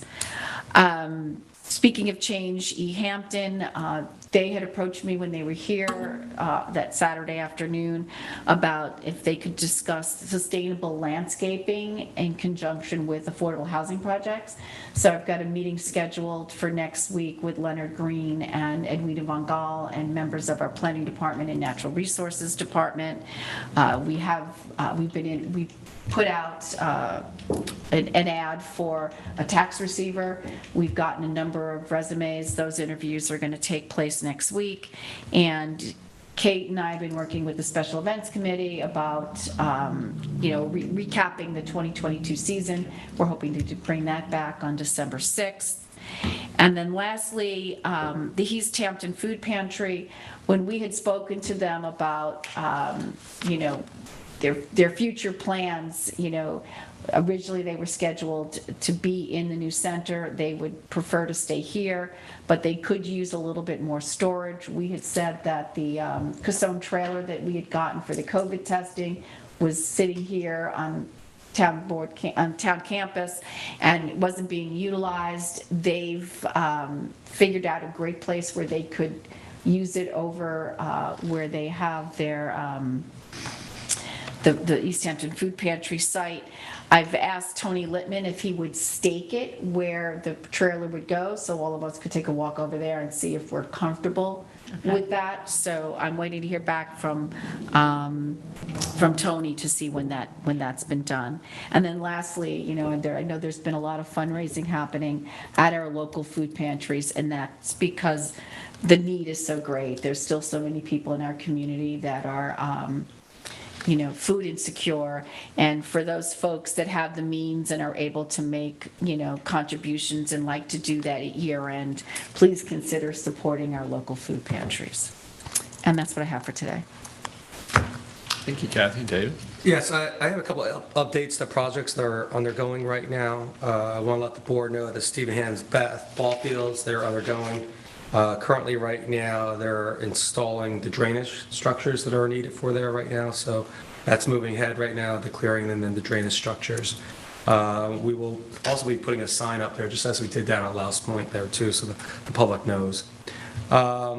Stephen Hand's Path in 114, they started the tree clearing for that drainage project that's going there. That's a very large drainage project. I'm in contact with one of the surrounding neighbors. Please anticipate some single road stoppages as they're clearing the trees. East Hampton Town PD is notified about it. I was over there very early this morning, and there will be some traffic backups a little bit there, so please just take your time. Overall, the drainage project is for public safety. So is that starting this week? Because I'll let my... It's already started. It's already started. All right, Yeah, it started last week, but then they started taking trees down yesterday, and they're staging materials there too. The Springs basketball court has been resurfaced. They're still awaiting the basketball hoops. I like know that. I did that? Yeah, Sorry. I like that. I like that. Yeah, hook shot too? That's not the only shot we have. At the Louse Point Preserve, it was a water quality project that they're removing some of the millings that were placed out there were quartz. They should be complete with that project probably within the next 2 weeks. I don't know if you saw the pictures. That was mentioned, Aquatic Protection Committee, NP's Nature Preserve Committee. It's coming up very nicely. They're waiting for some plantings to go in. I want to let everyone know that the Westlake Comfort Station right now, we were waiting on permitting from the state. That's going forward. We're backing into that installation in April for the actual station to come here, but there's many things on the way that we have to do there, including demo, clearing, water, electrical, some work that we're doing in-house there, and then also in a cost savings, we're using certain different contracts to do so. To get that done, we are going to be planning to close the bathroom on December 5th, Monday, December 5th. We're going to put porta-johns in the area. The CAC will become aware of it. I've told them that this is going to happen, but we now have a date, December 5th. I will also let some of the fisheries and again, many of the places down there are closed by this time of year also. So we'll get that out to the Chamber of Commerce, and that will be going forward. We had a meeting with the Montauk Stormwater Designs for another water quality meeting on site, a couple of locations. They're going to try to change some of the designs to allow for better usage of the site, and, you know, specifically where the Westlake boat ramp is right now. We want to make sure that the traditional historical uses there match or continue not to be hindered, but still get some stormwater quality. So we had a meeting on that. Also, I popped myself into another meeting. Some conceptual information is coming back about the Route 27 rest stop in Waynescott also. Some initial designs are coming through, and the engineers and representatives from the Friends of Georgia, and then also water quality had a meeting on that. So the town board should probably get some more information on that upcoming. So where are they doing the rest stop? Well, there's a rest stop there already. It's, Oh, you mean in that little back? No, the one on the main 27, Yeah. and then also the one behind there. Okay. By Hedges. Yeah, So okay. that's all one water course. Okay. So they're looking to try to, and there's so much water that comes down from the Yeah, highways. yeah, okay. So they're looking to swale it up, try to retain the water, filter it before Okay. it might go in. So, and still allow a type of recreational use, not a commercial use, a recreational Right. use to Right. it. So those designs Okay. are moving forward a little Got bit it. then too. And I think they're gonna have to make a couple changes on there. Just you know, visual changes on there. So that's moving forward. I'll get you that'd be touch great. came on there. Thanks. The Nature Preserve Committee met. First thing I want to let everyone, the board is aware, the current chair has been there for a couple of years now, Rick Whalen, and was a member since 2009. He's actually stepping down from chairman and off the committee. I want to express a great thank you to Rick on there. For moving many things forward. He's still continuing to move things forward through the end of the year then too. He was, he's a great voice on that committee, and also as a leader of that committee then too, moved a lot of things forward, and he continues to do so. So I want to thank Rick for that, and we'll be looking for a new chair shortly. We discussed the Avalon management plan. I believe we received that on Monday for discussion. Yes. They would like us to look into scheduling that, and also to re-bring up the Amagansett Meadows management plan, which is also Putnam or 555, which we've had for a while. Maybe we should try maybe get that into maybe January, February.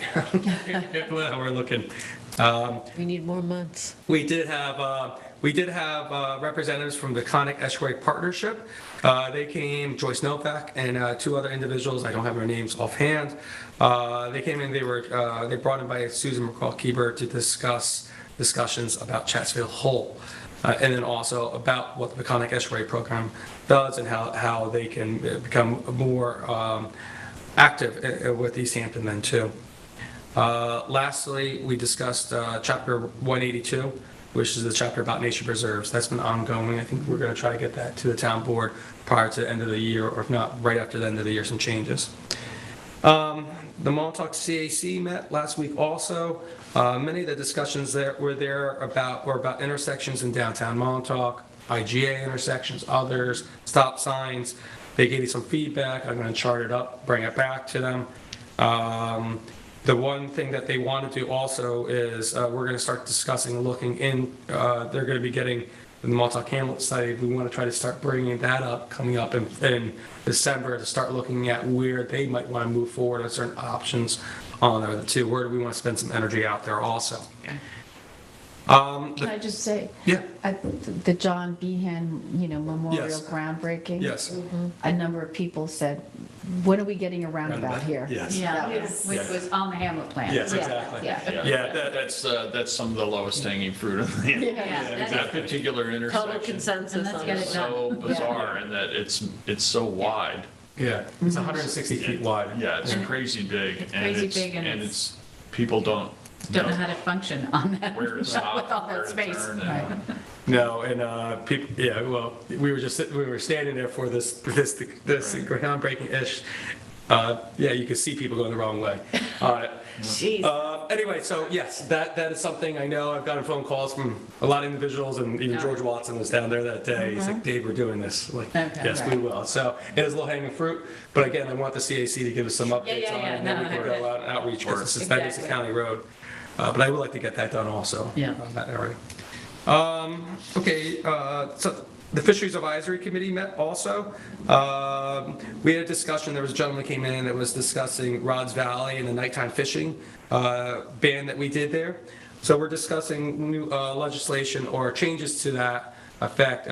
There was over 25 tickets given in one night out there and 15 another night. About individuals that are coming out, coming and using fishing at nighttime, leaving trash. The leaving of the trash has decreased a lot then too, but not the taking of all the squid or the fishing.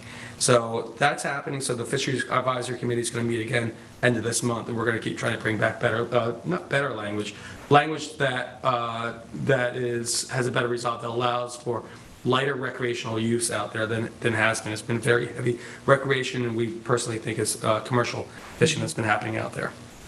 I've also charged them with continuing on with their shoreside infrastructure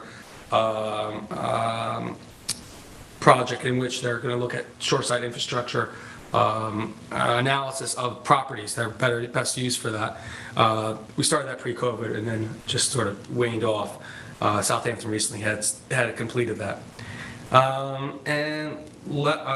Two other things. I also had another discussion with some of the members of Town PD about license plate readers as we move forward to paid parking in Montauk, and how we're going to enforce that through the town, and how it might work into some of the capital projects that the PD has oncoming of trying to move forward for 2023. Two last things. I will have on a resolution on December 1st to increase rental registry application and permitting up to $200, again for 2 years. Right now it's currently at $100. I think we all supported that. Yep. I'll get that in for December 1st.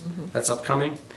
And then lastly, as I do every year at the end of the year, I'm going to send around a proposal for using funds from the 2 lines for cemetery maintenance, looking at 2 potential other cemeteries, colonial cemeteries to restore, one being in Northwest the Ranger one, it's a larger one, another one being Jericho, which is town owned. I was going to bring up Jericho. Yeah, there you go, right, really? Okay. Actually, good. yeah. So there's an issue there with bamboo encroaching. there is, yes. So on the property behind it, yeah. So that one needs a little bit of TLC right now.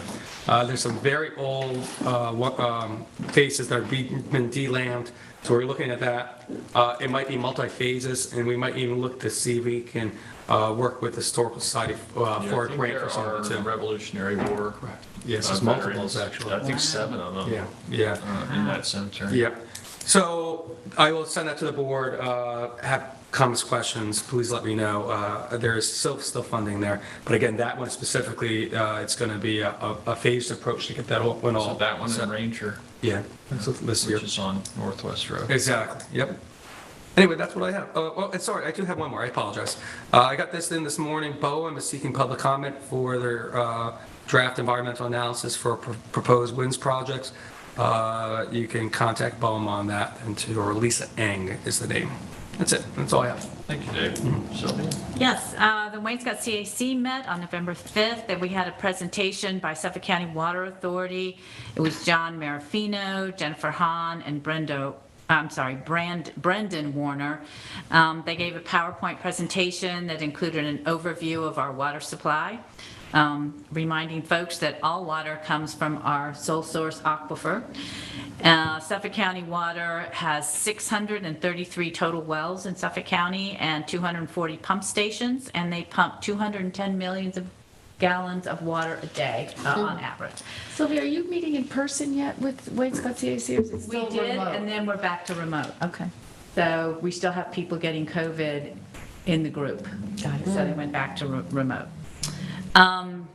So Suffolk County Water Authority, they have one of the largest testing labs in the country. And in the Wayne-Scott Water District, they said that there are 529 households and businesses that have signed up, and 140 have not within that Wayne-Scott Water District. Suffolk County Water does test for PFAs or PFOAs, and Suffolk County Department of Health Services does not. So if you're getting your well water tested, Suffolk County Department of Health Service doesn't have that capacity at this time. There were discussions about businesses who sell food in that water district, if they should be required to hook up to Suffolk County Water Authority, but there's no legislation that requires anyone to hook up if they don't want to. Again, we highlighted that we live, work, and play on our sole source aquifer, and that what you put down a drain or on soil or your lawn or your garden will impact your drinking water and impact your health. And this all came as we were talking about drug take-back day was the same day as we were meeting, as was the stop day going on in Montauk the same day. So all of that is important. I'm glad to see that people are turning their drugs in instead of flushing them down a toilet or any other drain. The 4 stop signs that we approved on Town Line Road have been installed as of yesterday by Steve Lynch. Thank him for getting it done. They're on Daniels Lane, Hedges Lane, Main Street, and Parsonage Lane. There was a long discussion about the gun club, and they're going to put a committee together that will, their concerns and maybe hopeful solutions as the town considers the renewal of the lease for the gun club. Their concerns, of course, were all about safety, and they had questions about types of weapons that could be on site, and if those things could be in the mix as we start talking about the lease for the gun club. South Fork Wind was also on the discussion, and we talked a bit about the road closures and going to the website to see where they exactly are and what days and weeks. The lift boat Jill is going to be arriving actually today. It's there. It's there off of Beach Lane in Waynescott. We reiterated that it is a very large boat, and it will be there. It was temporary. It will be there for several months only. The purpose of it is to facilitate the horizontal directional drilling that will all be underground, the undergrounding of the cable. If you have any questions, please email info@southforkwind.com. And the Waynescott Sewing Society also is putting in a modern bathroom. They've always had an outhouse. And it is an IA septic system. As a part of the cost is being paid by the town of $36,655, and $5,000 was also contributed by the Friends of Georgia Capont. The Anti-Bias Task Force also met. Our next diversity show is November 18th at 3 p.m. at LTV. It's Andrew Visconti of Ruta 27 who will interview some of the teachers in the program. December programming has not yet been scheduled, and we are considering movies or documentaries to sponsor and show during the winter for February and March. The SHOF committee also met, Community Housing Opportunity Fund. They were very happy and excited that the referendum for the 0.5% transfer tax for affordable housing passed. Their question is, how will this committee now kind of integrate into ongoing mix of promoting affordable housing and working with the 5.5% transfer tax. And one of the suggestions was, when the new committee is formed for the Community Housing Fund, as we're calling it, that they understand that there will be certain professions that have to be represented. They would like to see ordinary citizens, as they put it, people that are local, have lived here, and understand the community and understand some of the needs, not just the professions, the people that are in those professions to also be included. The Arts Council also met. They have a creative networking night coming up on January 19th, so I'll be able to tell you more about that as it gets closer. They are wanting to understand the management plan for the Gardner Mill Cottage, and it's something that I talked to Scott about, and there is a draft of it, but it has not yet been adopted by the town. It's something that I think we need to look at and scrutinize as we move forward. Brooks Park, I also went to the LVIS Landmarks Luncheon that featured Brooks Park Studios and House. The speaker was Mike Solomon. He's an artist in his own right and an art consultant. He knew James and Charlotte as a child and spent many hours with the family, as his family, whose father is Sid Solomon, who was also an American abstract artist, lived in East Hampton. So the opening statement, I think, is important, and I I really enjoyed that he said that America is known for inspiring three things that are very unique to an American society. That is baseball, jazz, and the abstract expressionist arts. And I think it's very He important. left out basketball. He did. He left out basketball. He narrowed it down to those three, if you want to make it four.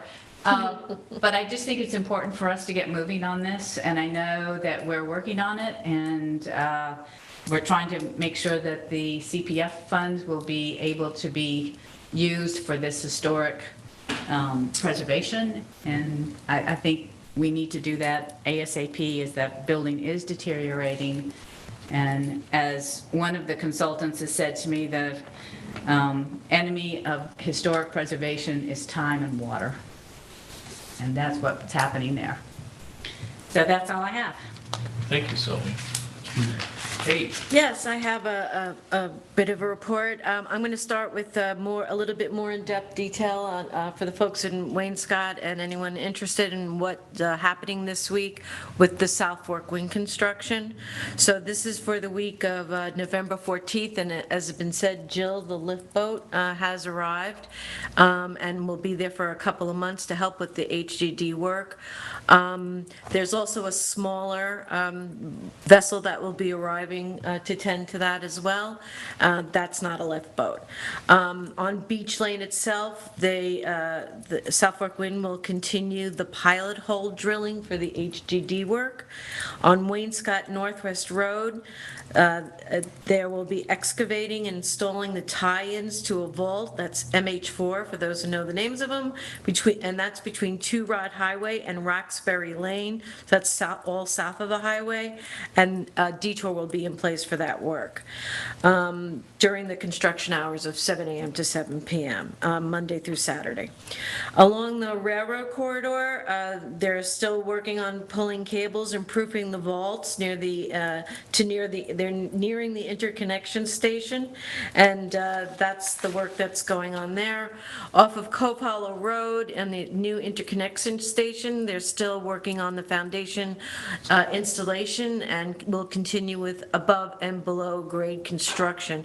The control house is expected this week to be delivered on site as well, so that's moving along. And then for the next upcoming week, it's probably mostly what I would say ongoing work that wasn't finished up this week. If you have any questions or would like to report something regarding the construction, please call 631-887-5470, or again, to reiterate the email address, that's info@southforkwind.com. Also, the water quality, the Waterfront Advisory Committee, you'll be receiving an invitation to attend a Zoom special meeting on Tuesday the 22nd at 4 p.m. We'd like to invite all town board members to attend. The speaker is members of the Georgetown Climate Resiliency Group. It's from Washington. They have a plethora of wealth of information on implementing resiliency plans, including migration. So I hope all of my colleagues can attend. The Energy and Sustainability Committee will be putting together a forum for homeowners and any interested parties in how electrifying your appliances and et cetera in your home can reduce fossil fuel use and help with your health. That'll be at LTV on 12/7, and I invite you to that as well. I'll have more details on that upcoming. Kathy, we also have been notified by Jeremy in the planning department. They're taking a hard look at the Springs Corridor study, and we'll be getting an update on that. And the Litter Action Committee, Matt, do you have some photos up there? Yeah, I'm going to put them on right now. I have 8 photos. I'll just go through them as you talk. Okay, so I just want to give a shout out to the Litter Action Committee. I was at the Veterans Day events, all three on Veterans Day, which were an honor to attend, but while we were doing that, the Litter Action Committee was on Springs Fireplace Road in the era of pepperonis, and these are some photos from that. Their whole Don't Trash East Hampton campaign is in full force. They had a great group of volunteers with very good branding, I must say, as they're working. So hopefully they're getting out the word as they're working. They're really dedicated to informing the community to Don't Trash East Hampton. They would also like to announce that this coming Friday, the 18th, we will be doing a wainscot cleanup by the rest stop area and going around that corner. And that will begin at 10 a.m. if anybody would like to join them. I believe it's Hersey has notified the CAC and invited folks there to come out as well. And I believe that is all I have for now. Okay. Thanks, Kate. I regret not being able to attend the Veterans Day ceremonies and kickoff for the John Behan Memorial. I was out of town attending my mom and dad's memorial service, so my regrets on that. The Montauk Wastewater Committee met on Monday and had further discussion about how to advance the plans for the Montauk community waste treatment. As we've known since the wastewater management plan was completed back in 2012, 2013, I think we adopted it. Downtown Montauk is particularly an issue with wastewater. Currently, over 400,000 gallons a day of waste is untreated, dumped into the ground on that narrow strip of land between Fort Pond and the ocean. And for both environmental reasons and public health reasons, this needs to be remedied. And really the only solution is a community waste treatment plant, because the density of the development there, in many cases, buildings go from property line to property line. There are currently a number of large capacity cesspools that are used. They've been outlawed since 2005 by the EPA. And currently the Suffolk County Department of Health Services has not enforced that, but enforcement will be coming at some point. And so there really are no other solutions for downtown Montauk and some other low-lying areas identified in the study, such as the dock area. There's a real need to move forward with the design. So as the board knows, we hired H2M to work towards designing a system and helping us develop a map and plan, which is required for creating a sewer district for Montauk. And key to that is to locate a piece of property that could accommodate a plant that would actually be able to treat the waste. We had identified a piece to the west of the existing landfill up in Hither Hills, and that was circulated, that location was circulated to the Montauk Citizens Advisory Committee, the Montauk Chamber, and other groups to vet and get some feedback on it. And Dave, I recall that there was broad support for that location from both the Montauk CAC as well as the Montauk Chamber of Commerce. But it turned out that that property to the west had certain covenants and restrictions on it and could not be used. We've looked far and wide, had Scott Wilson, our Director of Land Management and Acquisition, searching for properties, along with Kim Shaw, our Natural Resources Director, and committee members. And there are a very, very limited number of parcels that could even potentially accommodate, and most of them have other constraints or proximity to residences or other features that would preclude them. And part of what we've looked at doing is trying to work out a land swap for the siting of a waste plant. That's something that we considered in acquiring a piece of property on East Lake Drive, which we initially had thought we would purchase with CPF funds. But since CPF funds would preclude us from being able to transfer the property in an exchange, we decided we would try to keep our options open.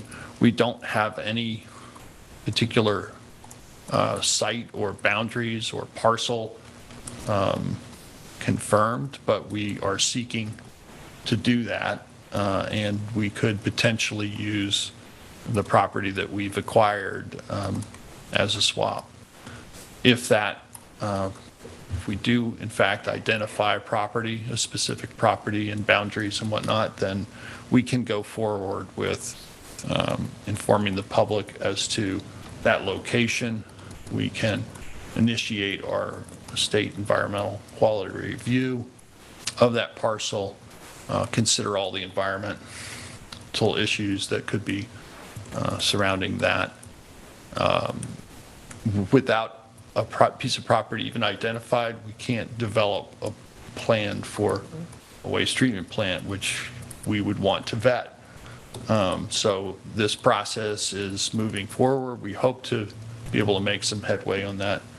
I think what's really important is to continue to remind residents of the need.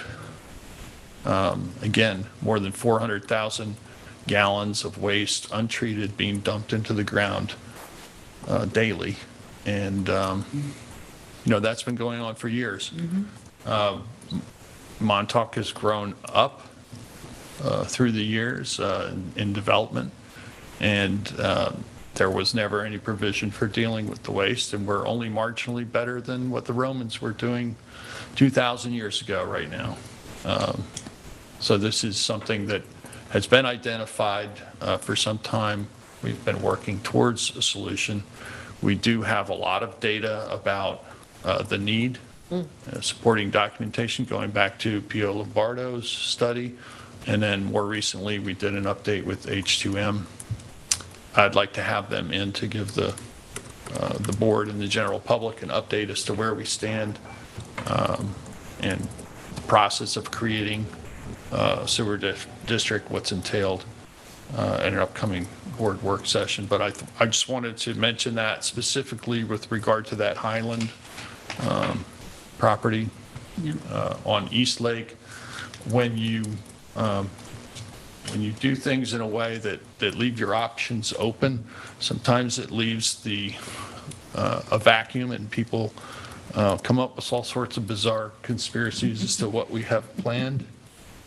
Sometimes even when you're totally transparent and forward, too. Yes, absolutely. But I think I just wanted to reassure people, the folks on East Lake Drive particularly, that our intention with that piece of property is that it be preserved and remain preserved, and that we would be able to use that to offset, which isn't a requirement. If you were to alienate parkland, you have to have a commensurate piece of property that you can offer in exchange for it. So, I don't know if this will happen or not. It's there's still a lot of work to be done, but it at least gives us the ability to meet those obligations should the opportunity arise. So that's what I wanted to say about that. 400,000 gallons a day. It's over 400,000 gallons. So think about that. Some of it's going into the ocean, where we have a very popular beach, and some of it goes into Fort Pond. And that has a lot of issues. And that's something I think we need to take very seriously. And I just honestly don't think there are very many options for siting. The site the area that we were looking at next to the landfill, the existing landfill, is an area that the community is already designated for the disposal of waste.